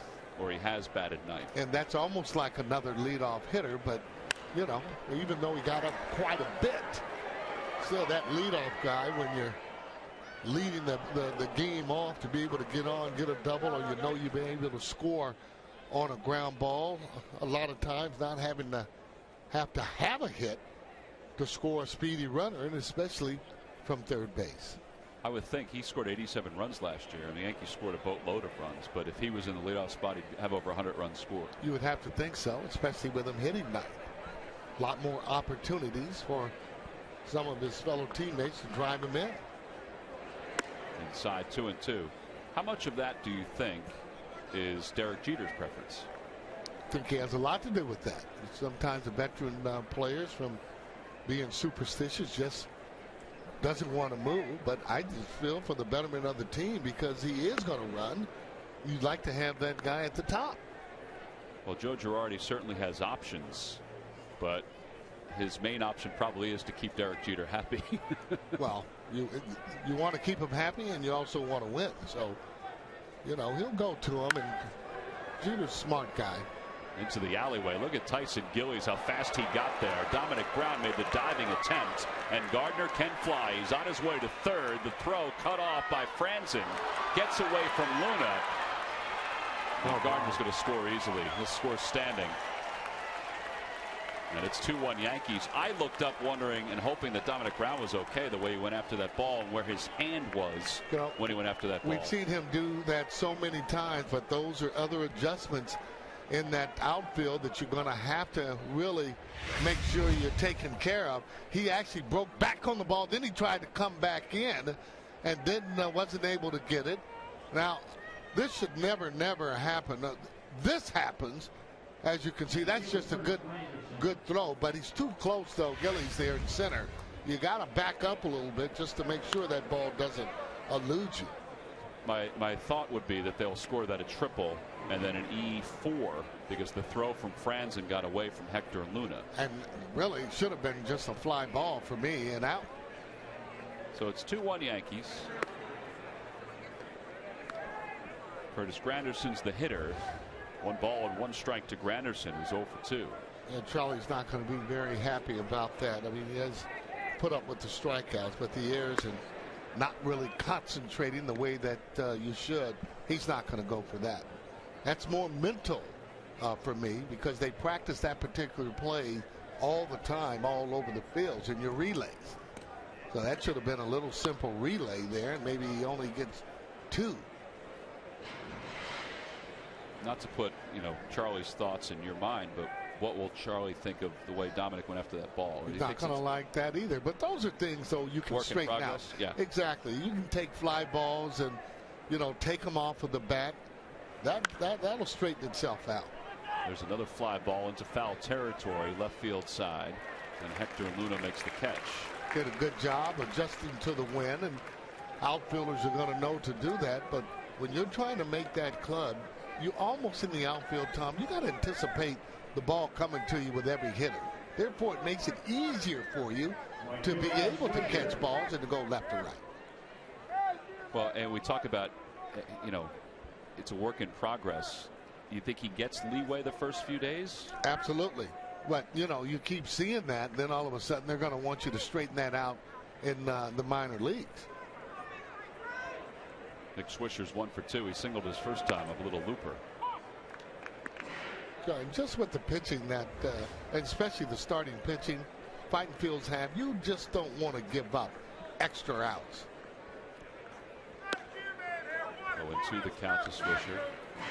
Well, Ruben Amaro talked the other day about, you know, the pressure of winning a job, that they don't really put the pressure on them early on. They want them to, you know, they want them to have intensity. They want them to play the game right, but there's, you know, there is some time. Here's Dominic Brown tracking another ball, but that one goes out of play. A little more aggressively, though. He went after that ball and never fails. Once you end up missing a few balls out there, all of a sudden you seem to get a ton of balls coming your way or just out of your reach. He's got tools, though, boy. He has tools, you know, and going at that ball, maybe having his glove a little different way, but, you know, when you're diving for a ball, obviously hard to have your glove that's up, but a little better jump, he can catch that ball without even diving for it, for me.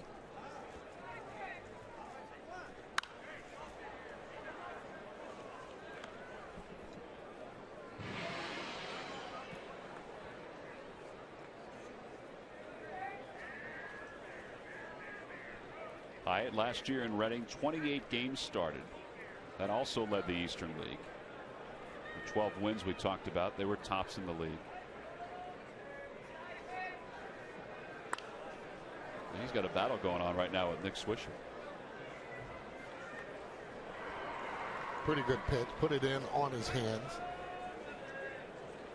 Well, Swisher a lot of times will swing at the ball up and out of the zone, and ball down and in, maybe a little slider or something off speed in the dirt. Maybe you'll swing over that. Not necessarily no balls and 2 strikes. Got to throw a strike. Not a bad pitch. Off the plate.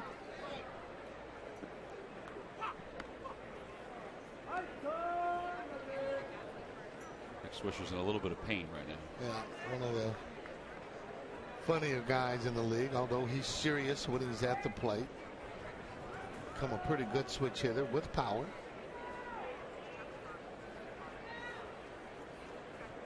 He's had a nice career. Oh, he's been playing at Yankee Stadium and being the type of player he is. He just fought that ball off there. And he's really become a fan favorite just because of the way that, look at those numbers right there, 185 bombs. Well, as you mentioned, too, a switch hitter. The last 3 years, he has 81 of those 185 home runs. The 0-2. Hit sharply. One step to the right of Ty Wigginton. 2 outs. Follow along as Cliff Lee narrates the recap of the 2011 campaign that saw the Phils win their 5th consecutive National League East title and set single season franchise records in wins with 102 games. Order your copy of Making History, the 2011 Phillies video yearbook, by calling 877-GO-PHILS or stopping by the Majestic Clubhouse store. You can also go to Phillies.com. Video Dan Stevenson, the Phillies Emmy award-winning videographer, puts together that end of the year video every year. This one has a tremendous beginning to it. That's all I'll say. And then everybody else can watch and go from there. Oh, Video Dan does a tremendous job with collecting the materials in his own way. Everybody knows how the story ends. It wasn't the way everybody had hoped, but he encapsulates it in a nice way. You got a chance to preview that, huh? Well, I did. A lot of the Delaware Valley already has, but there's some folks that haven't purchased it, like yourself. Yeah, I sure haven't. So maybe borrow your copy then. You can do that. It's worn out pretty good, though. Hyatt gets Ibanez looking on strikes. The Yankees do take the lead here in the top of the 6th. We move to the bottom of the 6th. It's a one-run ball game.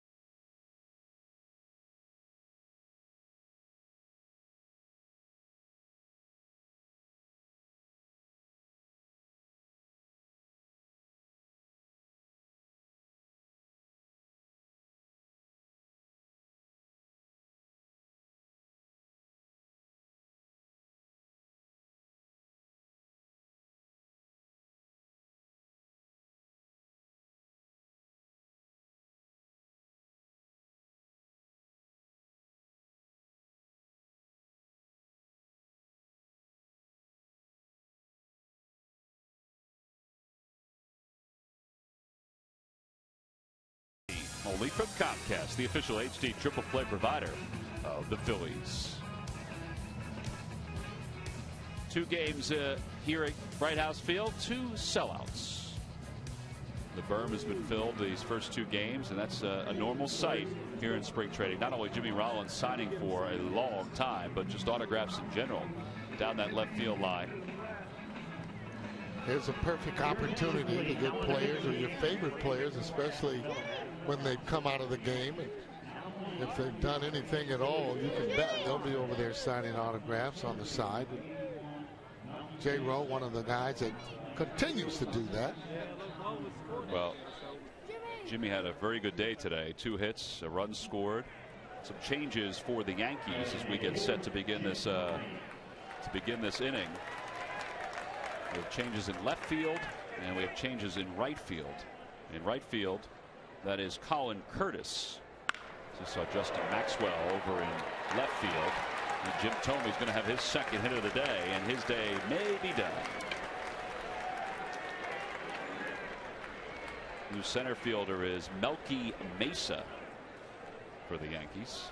Saw him yesterday. Yankees also have a new catcher, which we'll get to in a second. Well, that ball, he's starting to hit the ball hard. See how that little top spin he has on it? It does hit the ball so hard. There it is. There's those calves, too. Big calves there, Tom. Well, his day is done, and then a new set of calves is going to enter the ball game. It'll be Juan Pierre. Nice day for Jim Thome.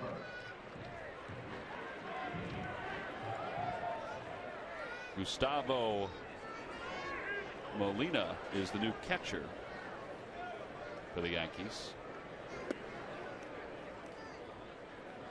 I would think Juan Pierre would be another one of the runners here for the Phillies that would be on their own. The only time they would get a sign would be not to run in a situation. Other than that, usually they can pick off and go whenever they like.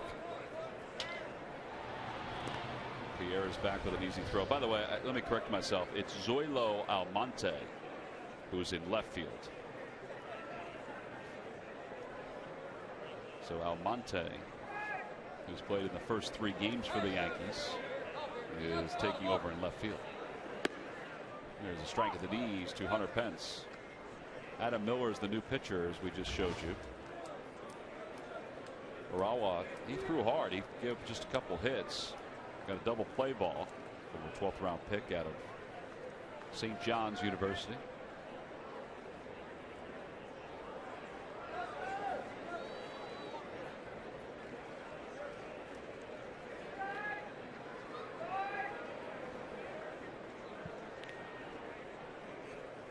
There goes Pierre. Pitches low. The throw by Molina on one hop. Jason Nix. That's a heck of a job. He picked it and applied the tag. Boy, had him by plenty. Sure did.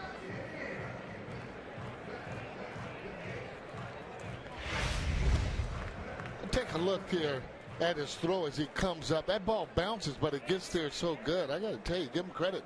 Picking that ball out of the dirt, but you see, gets him in plenty of time. Not as good a jump as he normally gets when he's trying to steal a base. Juan Pierre. No, not a good jump, but Miller gave Molina a great pitch to handle because he has a lot of velocity, but he also was really quick to get rid of that ball.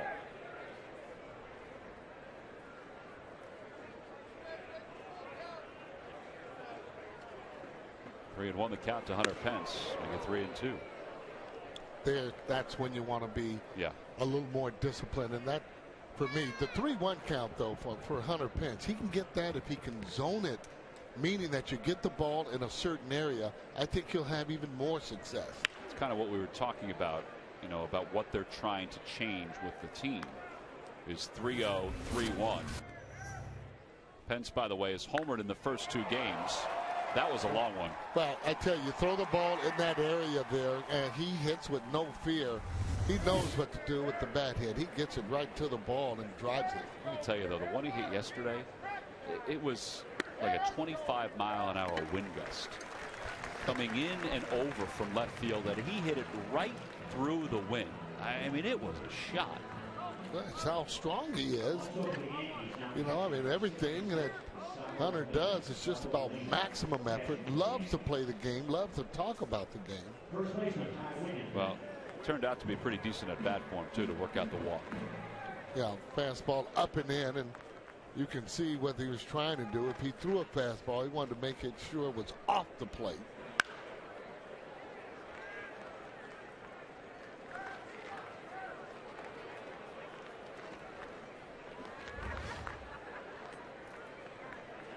Ty Wigginton 0 for 1. He was hit by a pitch his last time up. 2-1 Yankees. Adam Miller, who was one of the Indians' top prospects up until this past year. Yankees signed him to a minor league free agent deal. Spent 2.5 years in AAA in Buffalo. Last year spent time in Single A and in Double A as he was coming back from injury.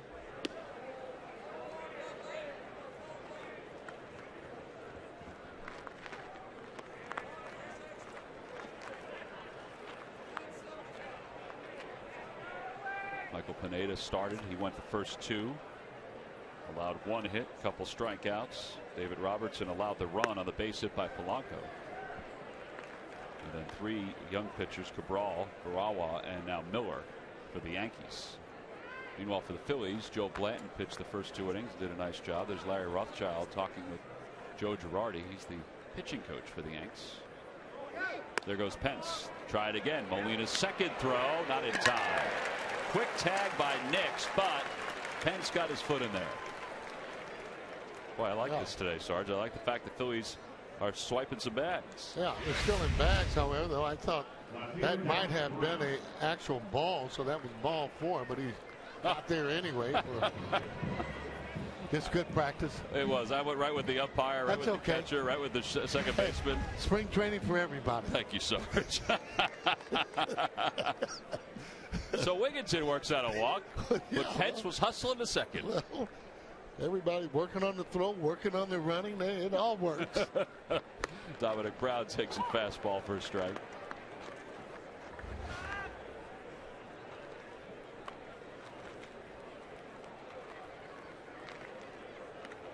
On the count to Brown. Lined out twice. He's had 2 good at bats today. Hit the ball hard. Well, he had a good BP today too early on. He's hitting the ball hard, line drives, a few balls out of the ballpark.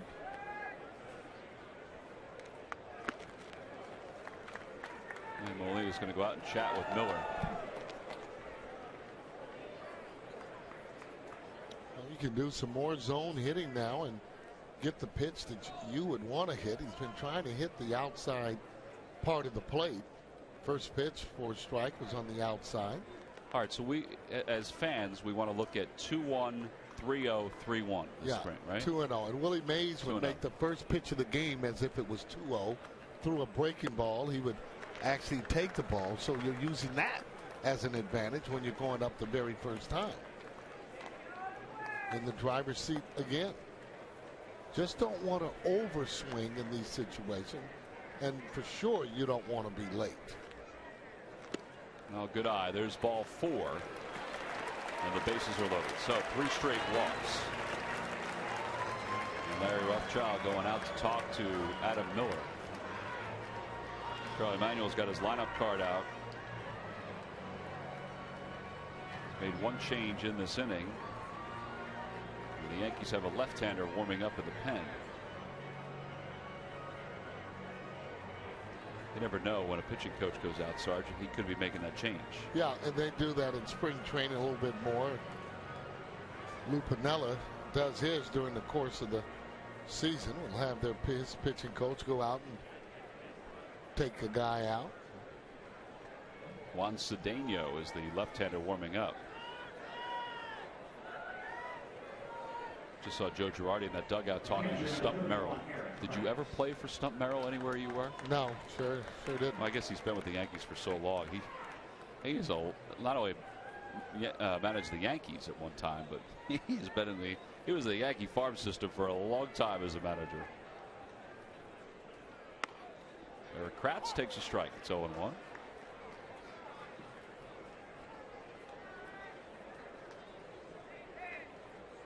Kratz came on to catch for Brian Schneider, who went 0 for 2 today. Also threw a guy out trying to steal.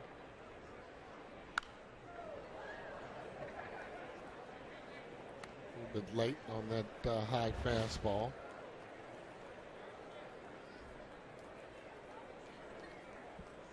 Larry Rothschild, pitching coach, able to go out there and settling down some where he's able to throw that first pitch. And see what he does here.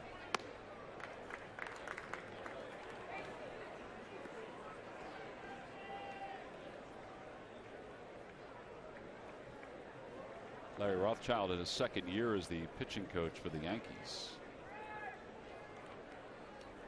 1 ball, 2 strikes the count. Line drive, foul. Into the picnic area right above where Jimmy Rollins is signing autographs. You're right, he has been out there a pretty long time. I think every year we say he looks like a kid going to school. He's got his backpack on with his bat sticking out, as if he's got his books in there for school. Boy, hitter here, you're still looking to try and get the ball in the air. Don't want to get it on the ground. There you go. Liner to right field, a base hit. The Phillies will get 1. Wigginton stops at third. RBI single for Kratz, and the game tied at 2. Great hitting right there. Meaning that you don't want to get it on the ground to one of the fielders to get that double play. That's good hitting after falling behind in the count, coming up with a clean single. Right field. Take a look at it as he smokes it right there in the hole. No chance for that double play. Ball hit so hard no one else can score. Good throw to home plate. So Kratz is aboard. The bases remain loaded. 1 out here in the bottom of the 6th, and Kevin Franzen 0 for 2. And still 0 for 2, but he's going to get an RBI, and the Phils take the lead. Boy, I tell you what, those are the kind you really like taking it for the team. Little ball spinning a little bit, not spinning. You know, you want to act like you want to get out of the way, but you'll take that hit for an RBI any day of the week. Well, that's going to be it for Adam Miller. His afternoon is complete. He does record 1 out. It was on the caught stealing by Juan Pierre. Juan Cedeno is coming into the ball game for the Yankees. So the Phillies, bases loaded, have taken the lead 3-2 here in the bottom of the 6th. And we have a pitching change here in Clearwater.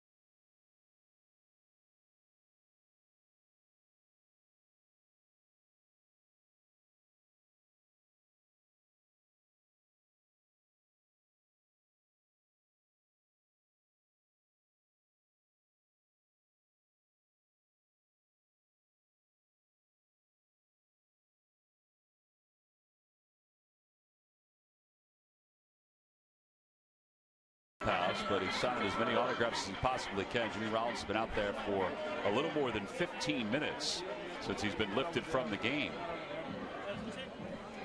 Juan Cedeno is the new pitcher for the Yankees out of the Dominican Republic, originally signed by the Red Sox at the age of 17. And that year he debuted in the Dominican Summer League for the Red Sox. And he will face Freddie Galvis here in the bottom of the sixth. The Phillies on top 3-2. Freddie so far 2 for 7. He's made a couple pretty nice plays in the field too. Yeah.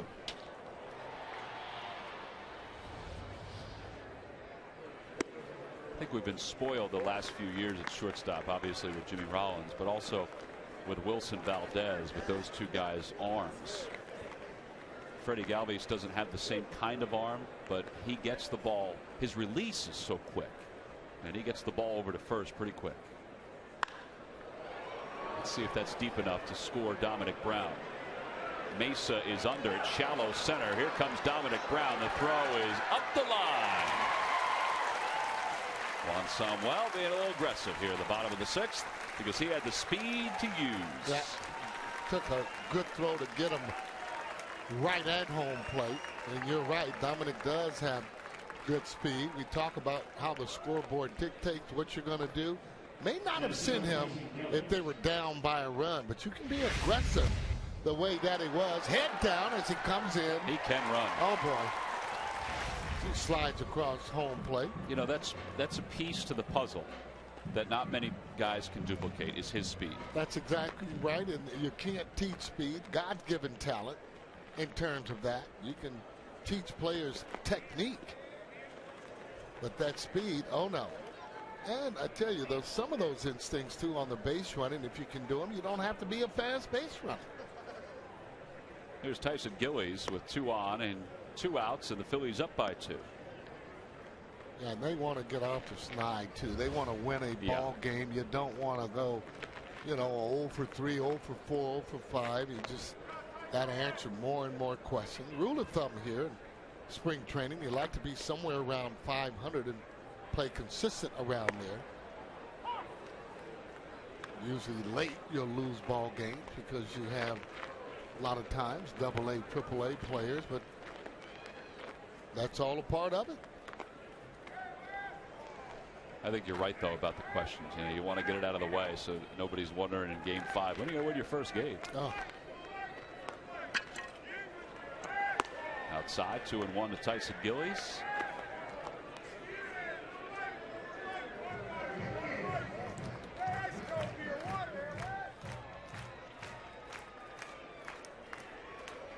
See him hit that ball in the gap so the fans can really see this guy turn it on in terms of speed.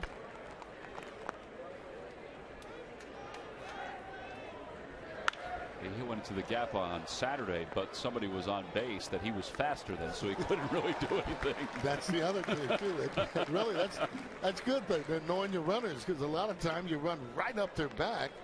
That's a no-no.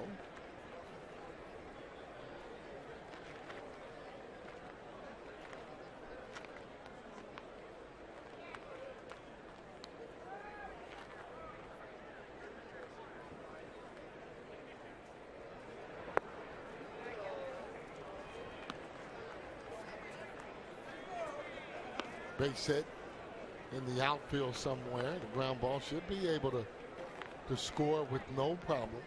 Say that because it's 3-2. Runners will be actually running. Well, that gives them somewhat of an advantage, you would think.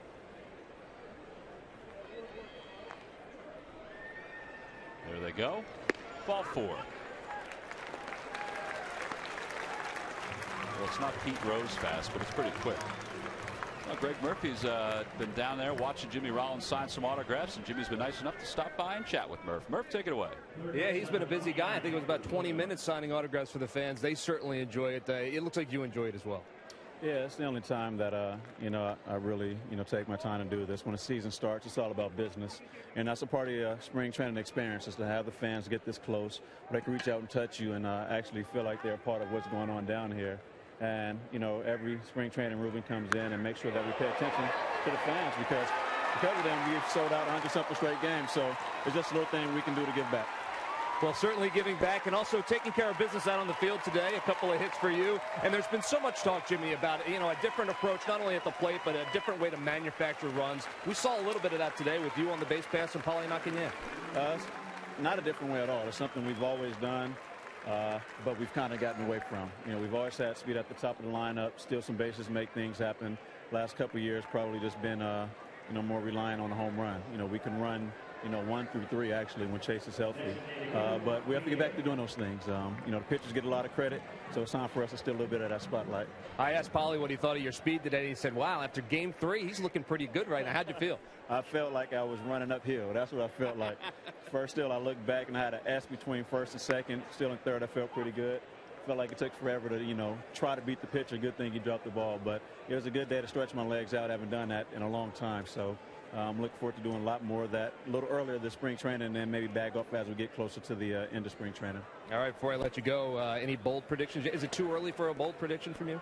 Yeah, you're not going to get that. Everybody loves, the prediction part, but, we'll see how it plays out. And at the end, hopefully we have a parade down Broad Street. That sounds like a plan. Jimmy Rollins, thanks a lot. Guys, back upstairs. All right, Jimmy did have a very good day, and he puts a little exclamation point on his interview with Murph. We just saw Hector Luna with a bases-clearing double. As Juan Pierre is the hitter against Juan Cedeno. Phillies have put 6 runs on the board here at the bottom of the 6th. Okay, this Luna's got to open up some eyes in terms of the hitting. See, you can hit a fastball, and I've always said that guys can hit that fastball. It makes it so much easier. Clear the bases with that double. Give the pitcher some breathing room. A little number foul as Pierre tries to stay alive.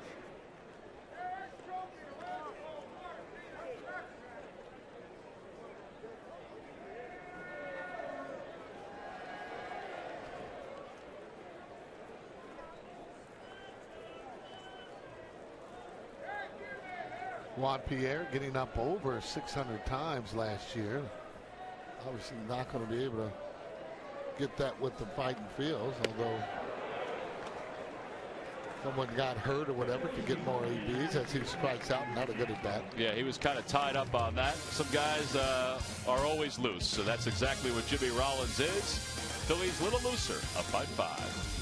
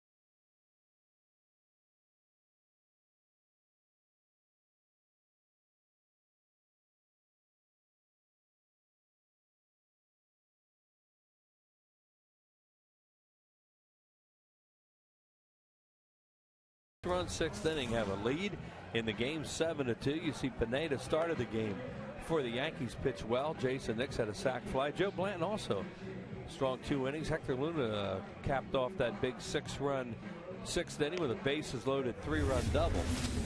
There's Joe Blanton. We mentioned he pitched well his 2-run outing today. Threw a lot of sinkers, a few cutters, change-ups, got his ground balls. The ball off Ty Wigginton, and Joe there.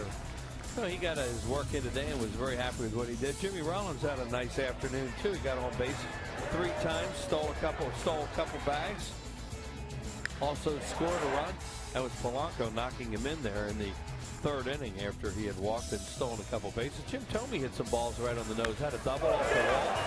Right center field. You see it right there. Close to a home run. And he also had a hard single to right field. So Phillies hit the ball on the nose here today. Hit a lot of hard outs too, Tom, without a doubt. And for the first 3 games, it's the hardest they've hit the ball this Absolutely. spring. Well, Brian Sanchez, the new pitcher for the Phillies. He'll take over for Austin Hyatt. Sanchez did a very nice job the last couple of years with the Florida Marlins. In fact, last year, 39 games, a 3.94 earned run average. I have to admit, I was surprised when they didn't have him back this year. So I thought he was healthy for them for just about the whole year, and I thought he was a big part of their bullpen. Well, he's durable. He can pitch 2 innings. He started some games for the Marlins when they needed an emergency starter because they had a lot of injuries in their staff over the last couple of years. Yeah, he's one of those guys who can make your bullpen. 0-2 the count, Eric Chavez. Now he throws a split change. Yeah, it's not a hard split. It's a changeup more than anything, and it's very effective for him. He's not a hard thrower. Right side, right past Kevin Franzen, who moved over to first base for this inning.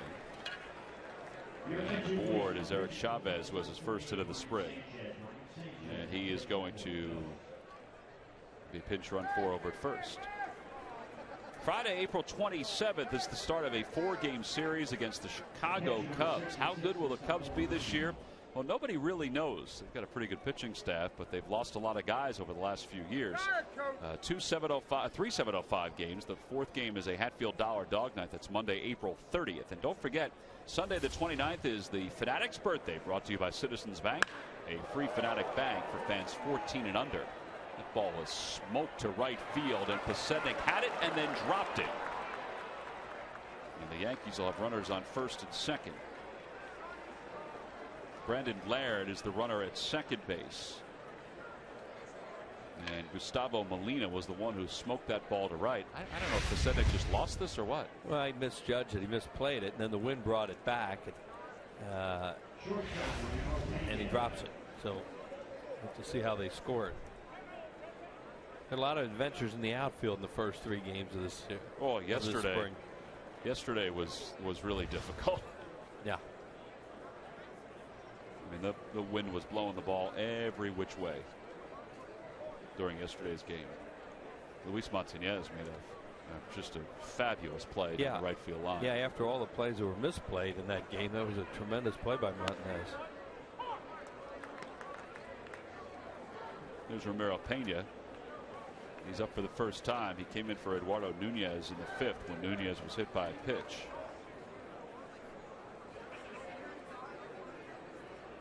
Looks like they've scored that a hit. And a foul ball. 0-2. Yeah, when you do official scoring in spring training, and I've certainly been involved in a lot of it over the years, you really take into account the sun and the wind, and that was both. Who is the official scorer now, Wheels, that you're in the booth for every home Could game? be Kevin Gregg over there today, who's doing an outstanding job with his baseball background. His dad is a tremendous major league umpire. Mom Chiquita is here today, ballpark. Sister Ashley. Your attention, please. Pitch running at second base for the Yankees, number 68, Brandon Laird. Brandon Laird, pitch running at second.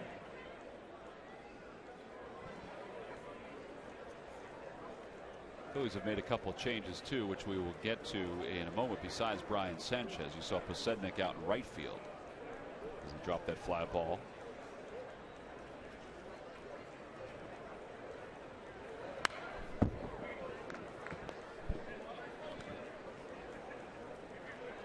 John Mayberry is in left field for Dominic Brown.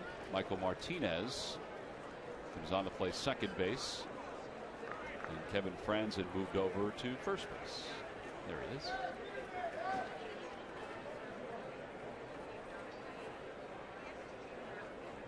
0-2 the count. Chili's get around those bases. Oh. Is that funny to watch? Yeah, he's funny. And then he outran everybody in the dugout. Well, that's what he does. The other thing too is when you watch him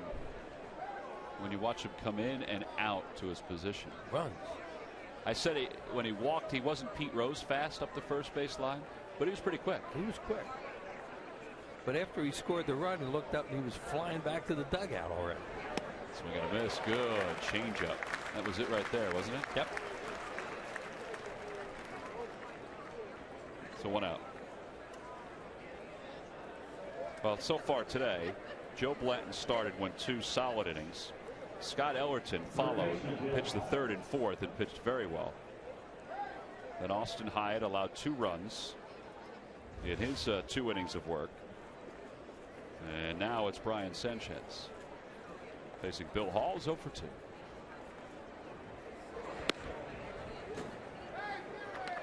Over the years watching Sanchez, he'll throw his changeup more to left-handed hitters than right. He uses breaking ball a little bit more to right-handed batters. And that was a breaking ball there. He started Hall.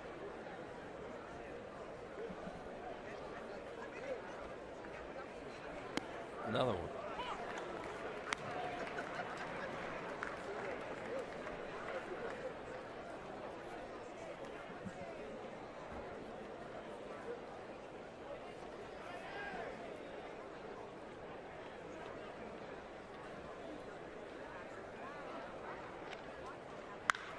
It's sharply fouled on the 3rd base line. Well, this is not an oddity for Brian Sanchez to be here with the Phillies, because he was with the Phillies from 2004 until he left at the end of the 2007 season. Former 2nd round pick of the Kansas City Royals, who then went to the Padres before being traded to the Phillies. And he pitched in the big leagues for the Phils in 06. Gosh, he seemed to be around for so many spring trainings. You kind of forgot that he was with a different team before he was with the Phillies. Yeah, and then when he was with the Marlins, it seemed we'd see him a lot in games too. He was a very versatile guy out of their bullpen. Signed as a minor league free agent in November during this offseason. He used that split, that change up, and it was a good play by Kratz to block it.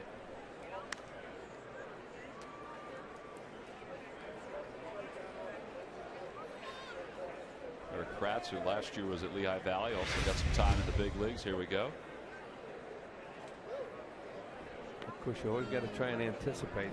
Catcher always anticipates a breaking ball in the dirt. A lot of times they'll anticipate a 2-strike changeup in the dirt too, because you're trying to make it a non-strike.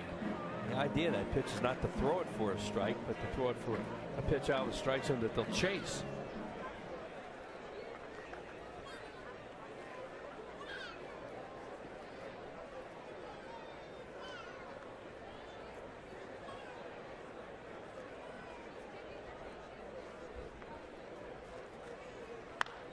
Fly ball, shallow left field. Mayberry started back. Now he comes in. John Mayberry plays left field, plays first base. I mean, he's elegant at those positions and just so smooth. Yeah, he's a good athlete. And watching the game today, that's what you hope a guy's doing before he goes back out there. You could see the wind's knocking the ball down to left field. And that's kind of what happened, I think, with Dominic Brown when that ball that was out there. He ran a bad route because he was anticipating it hit further, but the wind's knocking it down and taking it towards right and right center. Yeah, it's not the same kind of breeze that we've seen the first couple of days of games, but it's still, you know, it's probably swirling a little bit out there. Yeah, it's northwest instead of southwest the way we had it the other day. A little bit cooler. Jason Nix has an RBI, and he might have a second RBI. Mayberry got to it quickly. They're going to put the stop sign up at 3rd. Very good technique, and not only to get to the ball quickly, but also get the cutoff man, hit the cutoff man rather quickly. Yeah, and even in spring training, you're not going to run a guy into an out there when you're down by 5 runs. No, the bases are now loaded. This ball's hit a hanging slider, hit right on the nose, and he charges it well. And you know, the combination of everything there, the score, The outfielder who's there, the way he charged the ball, third base coach Thompson just put the stop sign up. Well, here is Zoilo Almonte with 2 outs. Strike at the D's. Almonte was added to the Yankees 40-man roster at the conclusion of this year. 22 years old, out of the Dominican Republic.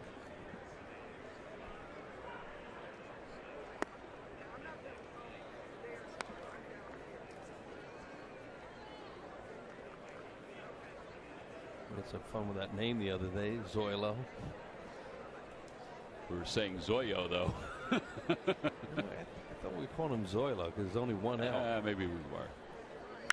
Oh, boy, that ball is scorched up the middle.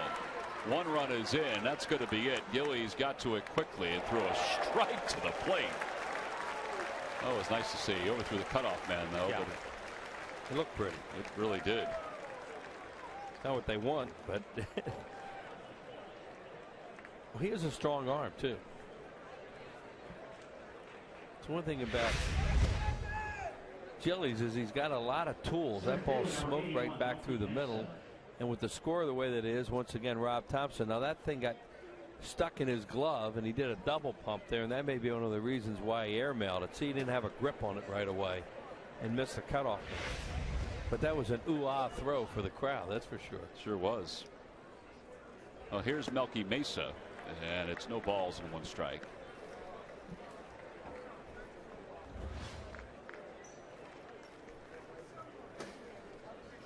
Mesa's 0 for 1 so far this spring.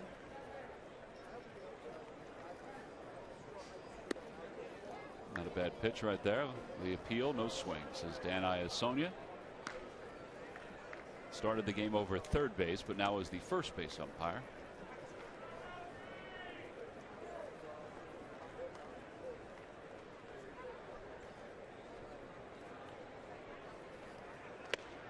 Yeah, spring training, the only guy who finishes where he starts is the guy with a mask. And somebody asked me about that the other day. Why do the umpires switch? And I said, well, they're trying to get as many looks at a specific position as they can.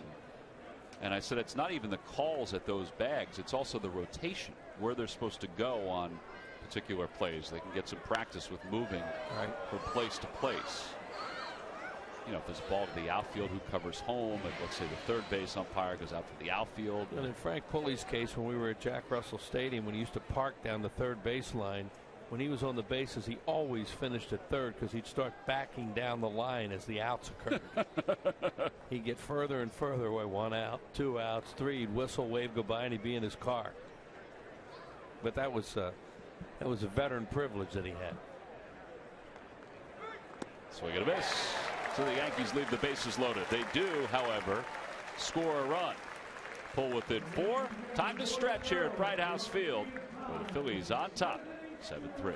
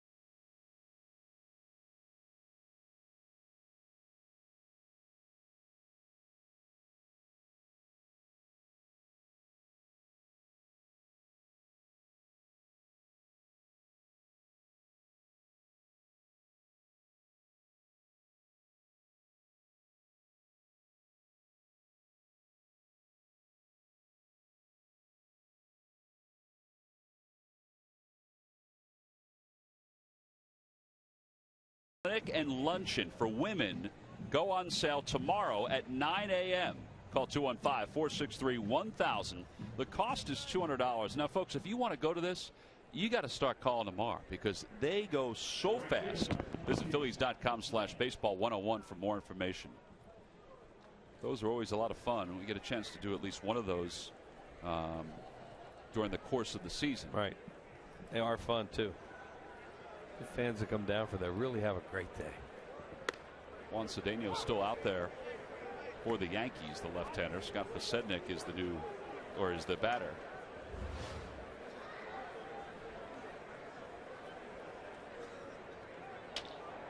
Pasednik so far 2 for 4 in this spring. And it's no balls and 2 strikes. Speaking of the baseball 101, some of the things they get to do, the obvious parts are taking a look at the ballpark. You get to go around the ballpark, but there are different folks that come in to talk about the game of baseball. Players, umpires, at times, us broadcasters stop by, and they have different things from year to year. Frank Koppenbarger, Phillies traveling secretary, came in one time, in fact more than one time. Oh yeah, Frank's become big in there. Jeff Halleckman, our producer, has been there. Ray Tipton, our director. If you want to see some of the bloopers over the years, Jeff has those. Well, we do see them occasionally, even when we don't ask for them. They seem to be right at the old fingertips. Oh, yeah. Here's the 2-2 to Pasednik, and it misses inside, 3-2. Sometimes they have to ask guys, think you find this for us? It takes a little while, but when one of those things comes up, oh, man, it's up fast.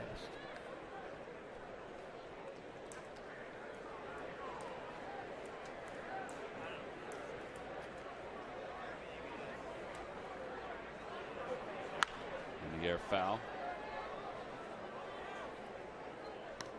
So it remains 3 balls and 2 strikes. Only other change for the Yankees defensively is that Jorge Vasquez has come in to play third base. There he is.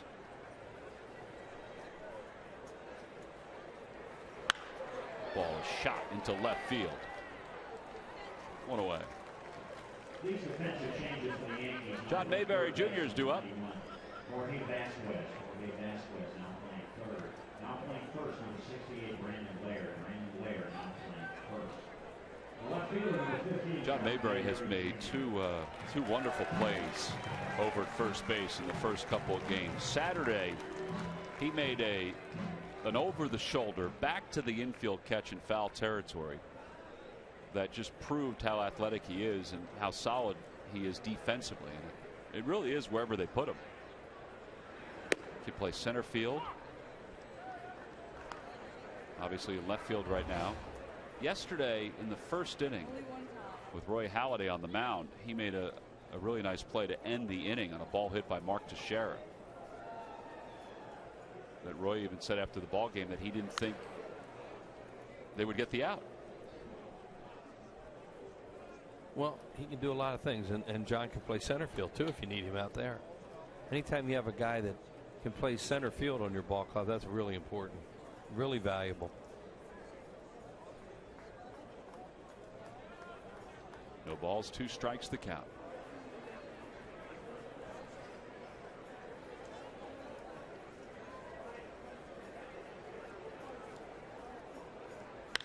To the right field. That's going to drop for a base hit. Well, now for the Phillies, that's their 9th hit of the day. They had a lot of base runners today, too. That one inning when they scored the 6 runs, they had 4 walks and a hit batter in that inning. All these hits and some hard line drive outs today, too. Well, Michael Martinez is the batter. He'll hit for the first time. Mentioned that Michael had a rough day defensively yesterday.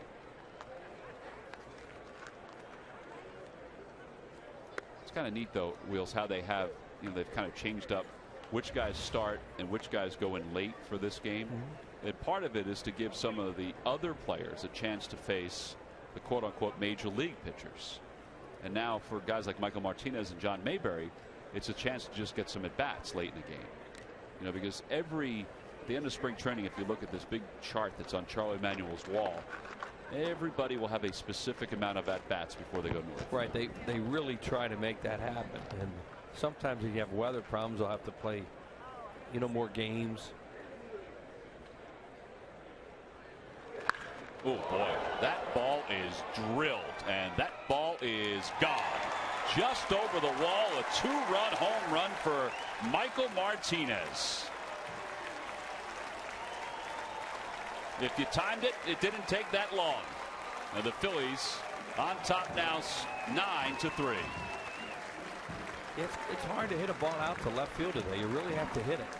And, you can see the wind knocking that one down the whole time. Right out there where Greg Murphy's sitting.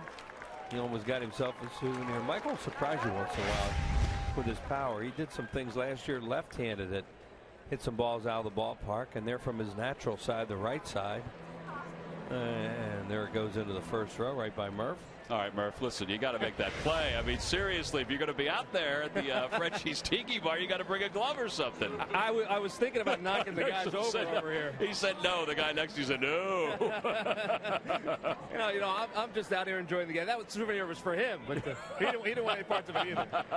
In all honesty, though, I don't blame you. You got to get out of the way of those things. That ball was humming out there. And that only cleared the wall by about 1.5 inches. So, almost in play as well. That thing looked like some of those duck hook tee shots we saw in the golf tournament the other day.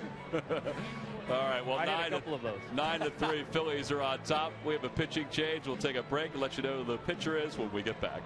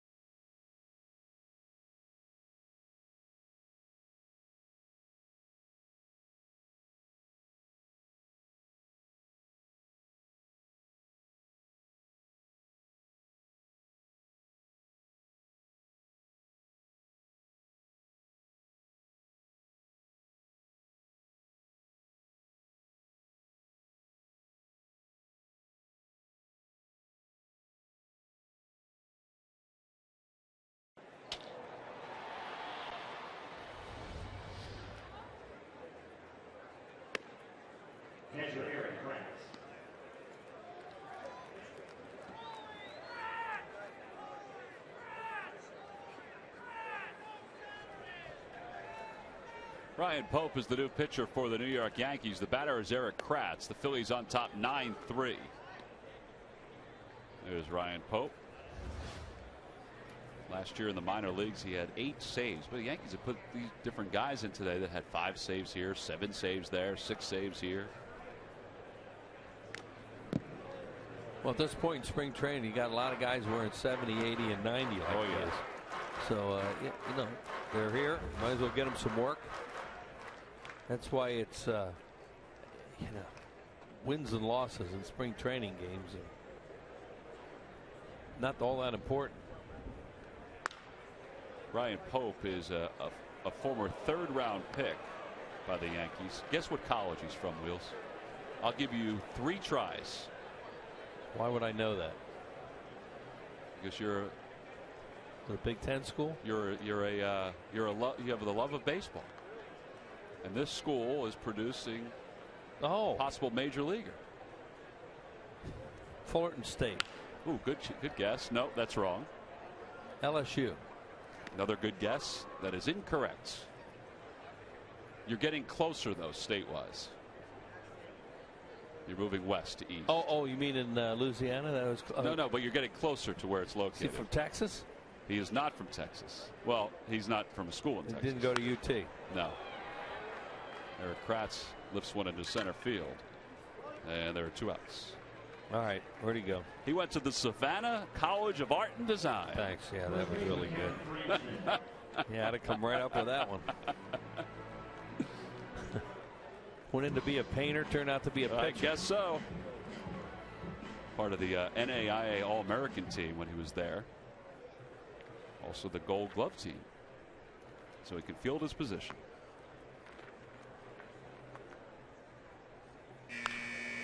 There's a ground ball to shortstop. Back in by Payne. Familiar sound that we'll hear during the season. Can't wait for that. A 2-run home run by the fan. Michael Martinez. That's the score for the Phils here in the bottom of the 7th inning. The Phillies with 9 runs on 10 base hits.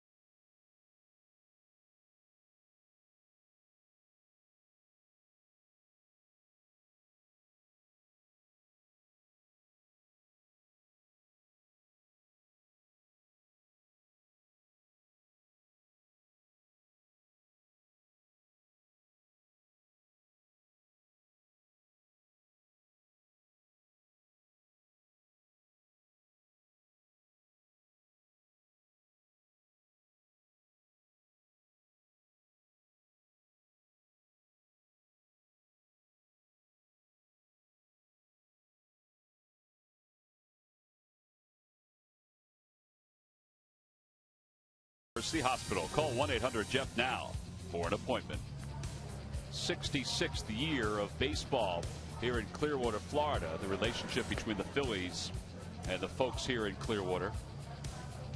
It is a 9-3 Phillies lead. You want to talk about a guy that established a great relationship with the fans in Philadelphia? That's Hunter Pence, who arrived last year and was immediately embraced. And I think he kind of did the same thing with the Phillies fans. He embraced them.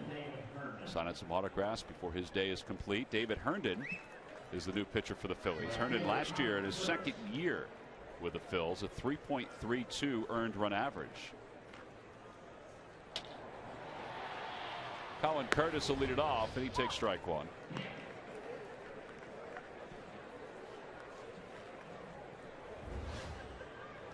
Curtis 0 for 1. He had that at bat on Saturday in the game against the Phils here in Clearwater. 0-2 the count. It's an interesting case, 2 springs removed from the Rule 5 status that he had when the Phillies were taking a long look at him, wound up keeping him the whole year. And another piece to the bullpen if he can do his job and prove his slider a little bit. There's one right there. That's something he tried to do last year. Was a little bit better. He's always had that heavy, hard sinker. Not a strikeout pitcher. He's kind of, with all the youngsters that have, that are battling for spots, he's kind of a veteran now. There's a liner to center, a base hit. So Colin Curtis is aboard to lead off the 8th. We just saw Hunter Pence as he's signing some autographs, and we asked him about being embraced by the Philly fans.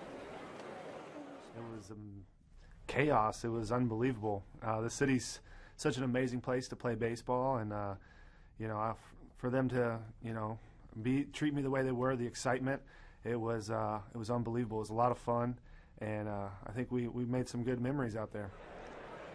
Well, and like everybody else, he's hoping that the memories this year include a parade down Broad Street, as Jimmy Rollins just mentioned to everybody.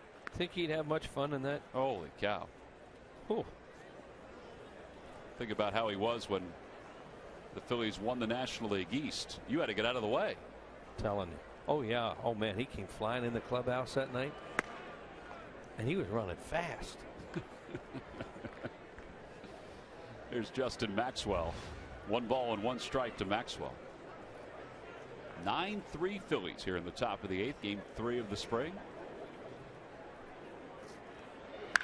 Ball hit hard. That should be 2. How about Galvis from his behind? A 6-4-3 double play. Ooh. Well, that's catch it or go to the hospital. That's what that ball was. That's how hard he hit it. Boy, Galvis is out there taking a sting out of the bats a little bit. Just a high sinker, I think it was, and whack on 1 hop. Talk about an easy double play ball once you catch it. That's a big if. Well, he certainly has the tools defensively over at shortstop. 2 outs. Brandon Laird. Laird came on a pinch run back in the 7th for Eric Chavez. Hitting for the first time. Hector Luna, nice play on the glove side. Gets his bearings, and the side is retired. So, David Herndon is a ground ball pitcher. He got some ground balls from the last 2 hitters. We go to the bottom of the 8th. The Phillies on top by 6.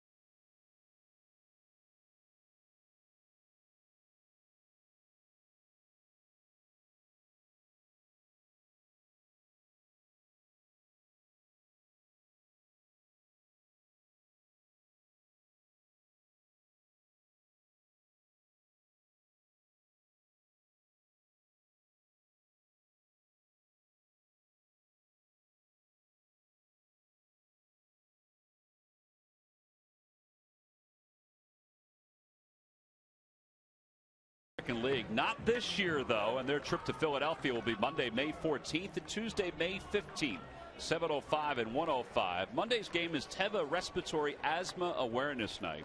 And then Tuesday, of course, is a Citizens Bank Business Person Special. Get a chance to see Brett Myers as the new closer for the Astros. Get your tickets by going to Phillies.com. 9-3 Phillies, bottom of the 8th. Yes, Myers is going to close for Houston. They traded their closer, Mark Melancon, to the Red Sox, so that opened up a hole there, and Myers is going to try to fill that hole as Galvis flies out to left center field. Well, it was a pretty productive day for a couple different guys today, including Jim Thome. Murph got a chance to talk to Thome a few minutes ago. What do you think, Murph? Yeah, I did as he's walking off the field, and it was a good day for him. I asked him how he was feeling. He said, you know what, my body feels terrific right now, but he said, you know what, now I need to figure out how I will feel when I play in the field. He said it's getting to that point where he's getting a little anxious, wants to get a chance to do that. He said the timetable's up to Charlie, of course, but he wants to get out there. He's getting a little anxious to field some ground balls and find out just where he is, in fact, if he can play first base in the major leagues again, guys. You know, Murph, earlier today he was taking ground balls on the half field, which is adjacent to Bright House, with Sam Palazzo sitting on a stool. So I guess you know, the process has begun from that standpoint and will continue in the next few days. Yeah, I would imagine it would. And like I said, he's saying, I'm feeling a little anxious. I just want to get out there and kind of feel where I'm at right now because he's not exactly sure. But again, it's really up to Charlie and his staff to win. They'll give him a chance to get out into a game situation and play a little first base. I also asked him if he thought he had himself his first home run of the spring, and he said, you know what, no. He said, I hit that one off the end of the bat. I knew that wasn't leaving the park. I'll tell you what, it was pretty darn close to leaving the park. I'll tell you, hitting off the end of the bat and going that far. Yes. I know he's in his 40s now, but that's some pretty good power right there. Not too shabby.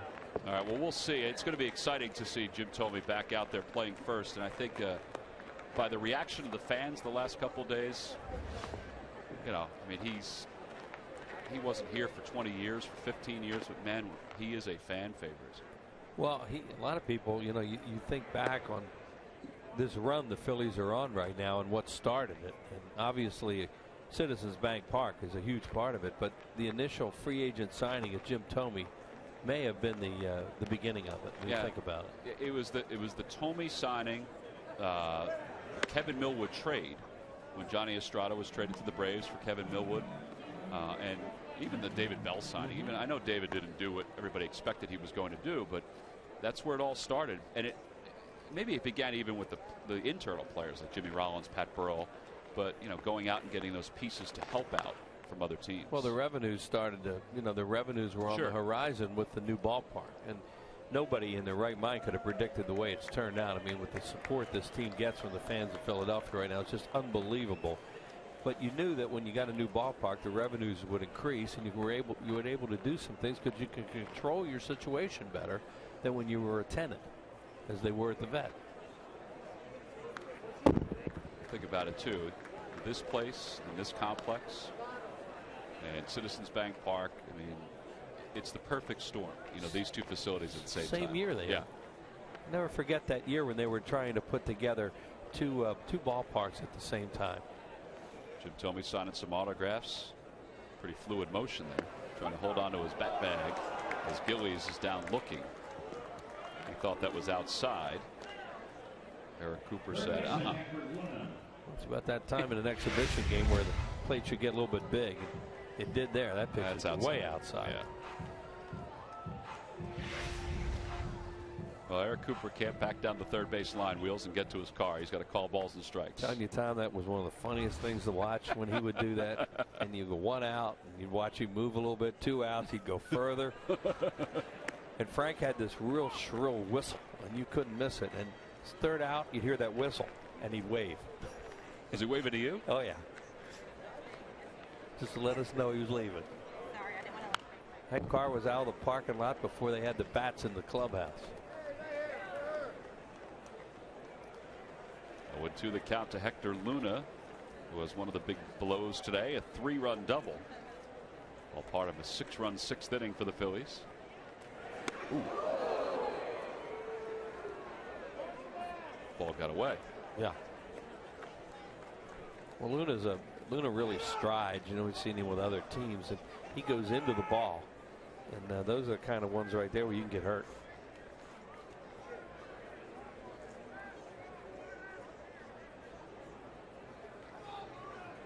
Stands up on the plate, too. Down on strikes, pretty good breaking ball. So Pope has a 1-2-3 8th inning for the Yankees. He's come in and has retired all 5 batters that he has faced. We go to the top of the 9th inning. The Phillies 3 outs away from their first spring training victory.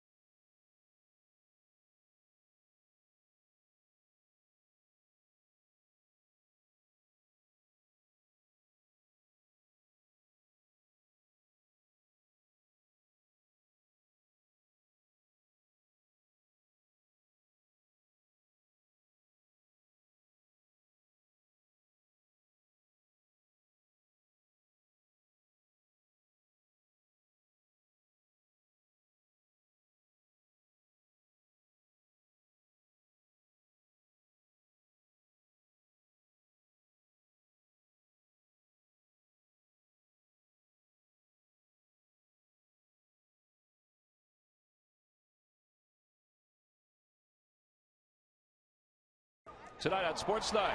Get a Sixers-Bucks breakdown, plus the Red Wings and Flyers preview and spring training report from Clearwater. Get all the news Philly fans need to know on Sports Night tonight at 6 and 11, only on Comcast Sportsnet. David Herndon's trying to finish off the Yankees here in the top of the ninth. Gustavo Molina leads it off for New York. Followed by Ramiro Pena. Liner to center field. That'll be in for a base hit. Same pattern as the last inning. Now, if it holds true, then that means Herndon will roll a double play ball here. Stay loose. He threw some bullets last inning.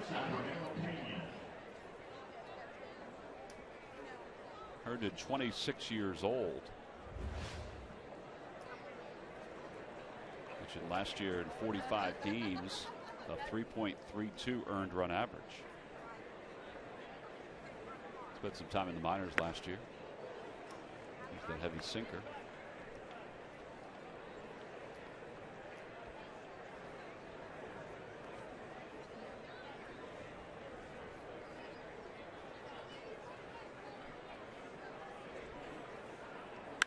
Back toward the middle. Martinez under his glove and into center field. Back-to-back hits now for the Yankees. Ball hit the mound, which meant the hop wasn't the same hop that the middle infielders expected. So first and second with nobody out. There's Jorge Vasquez.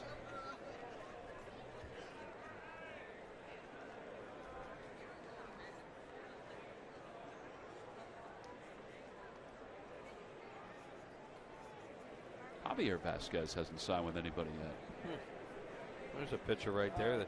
But didn't he say last year that was it for him? Yeah, he did, but he still was okay where he could help somebody. Oh yeah, he's healthy. It just sounded like he was ready to hang it up. But maybe sit around all winter and all of a sudden you decide to get that itch again. You still want to pitch, and plus somebody dangles $1 million at you. If there's a need as the season moves on. Oh boy. Somebody standing out by the concession stands down the left field line thinking, I'm safe out here. 0-1 the count. Roy Oswalt is still out there as a free agent. So a couple pitchers that could be picked up as the year moves on around baseball. Johnny Damon's out there as a player. Well, there's some guys that don't like spring training, so they wouldn't mind getting signed near the end. I guess it'd be good enough to plan it. This could be another double play. Luna to Martinez over to Franzen. Second double play ball in the outing for David Herndon. Well, that's when David pitches. They're going to put the ball in play. And when he's effective, his ground balls go at people. So here's Corbin Joseph. Up for the first time in this ball game.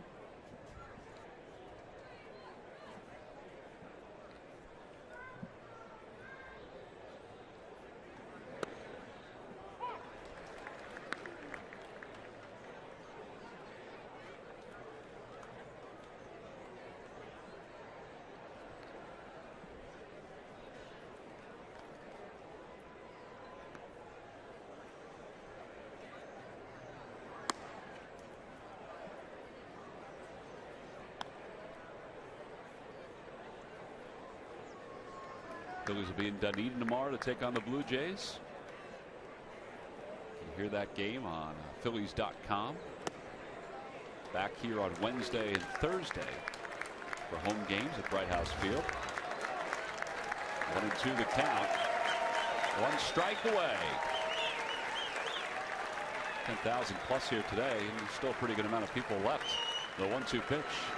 And a breaking ball just missed inside. 2-2.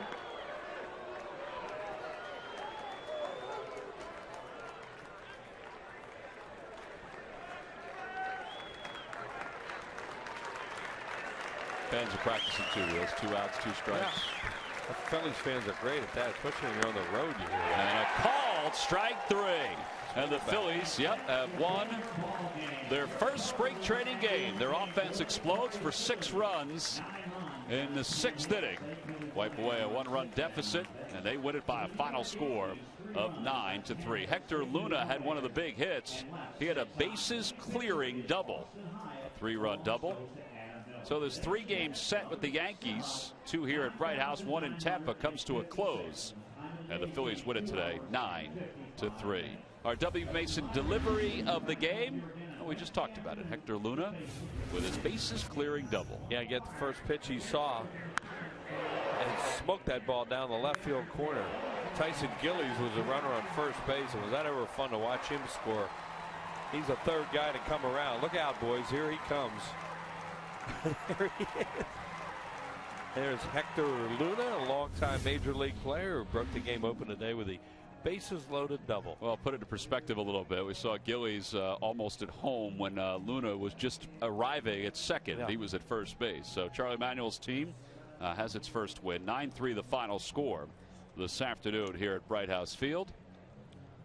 Pitchers were sound. Joe Blanton, 2 strong innings. I thought he looked great. Scott Ellerton, his first innings as a Phillies pitcher, he pitched 2 scoreless. Austin Hyatt also pitched 2 innings today. He wound up getting the win. We saw Brian Sanchez and then finally David Herndon. From a pitching standpoint, I think that they've all looked pretty good so far. Wheels. Yeah, it looked like one of those games early today where the Phillies are going to say, well, we maybe could have won an exhibition game because we hit a lot of balls hard. True. But they were right at people. And then all of a sudden the Yankees brought some guys in that couldn't throw it over the plate. And they were able to, the Phillies were able to have that big inning. All right, well, Eric Kratz tied this ball game up for the Phils. Got a chance to catch a little bit today, and he's down with Greg Murphy. Murph? Yeah, that's right, guys. A productive day for Mr. Kratz. Knocked in a run, and you got to see a lot of the pitchers. Let's talk offensively first. As you go through this spring, feeling comfortable at the plate? Yeah, I mean, as comfortable as you can be in Game 3. You know, you're trying to track some pitches. You're trying to get your swing where it's at, and hopefully they both mesh together when you get in the game and try to hit a pitch that you get. You know, I know wins and losses in spring training don't mean a whole lot, but you get the first win of the season. That's got to feel good as you head back into the clubhouse, right? Oh, for sure. I mean, winning's the name of the game. Are we going to do everything we can to win out here? You know, changing double switches. I don't know many people who don't like winning, so I don't like losing. I know that. So. You came in about midway through this game and got a chance to see a couple of different arms, and arms that are going to be expected to make a difference this season. Talk a little bit about who you saw today and what you saw out of the guys. I got Hyatt at the end. You know, he battled through a few tough pitches that were hit well, and you know he able to get through it. And same with Sanchez. Sanchez did a great job of getting some balls that went through the hole, kind of found some green somehow. That I personally don't think are going to normally find green, but it was a great test for him coming out here first time out on the hill, and he really stepped up, and he brought his game when it counted with bases loaded, and did the job. And then Herndon finished it up with us for. Well, anytime you can get Herndon to go 2 innings like that this early in the season with his ball moving like that is great. He fell behind a few guys, but with his sinker, he's able to get outs, on the ground at any time. First and second, nobody out, and all of a sudden it's third and 2 outs, and that's what you want out of him. That's exactly what you need. Eric, thanks for stopping by. Good win today, and as you said, everybody likes a win, no matter where it is. Guys, let's send it back upstairs. All right, Murph, thank you. And Eric Kratz, the tying single that helped the Phils with this victory. They win it 9-3 over the New York Yankees. Everybody starting to head to the gates. We'll head to a break and be back after this.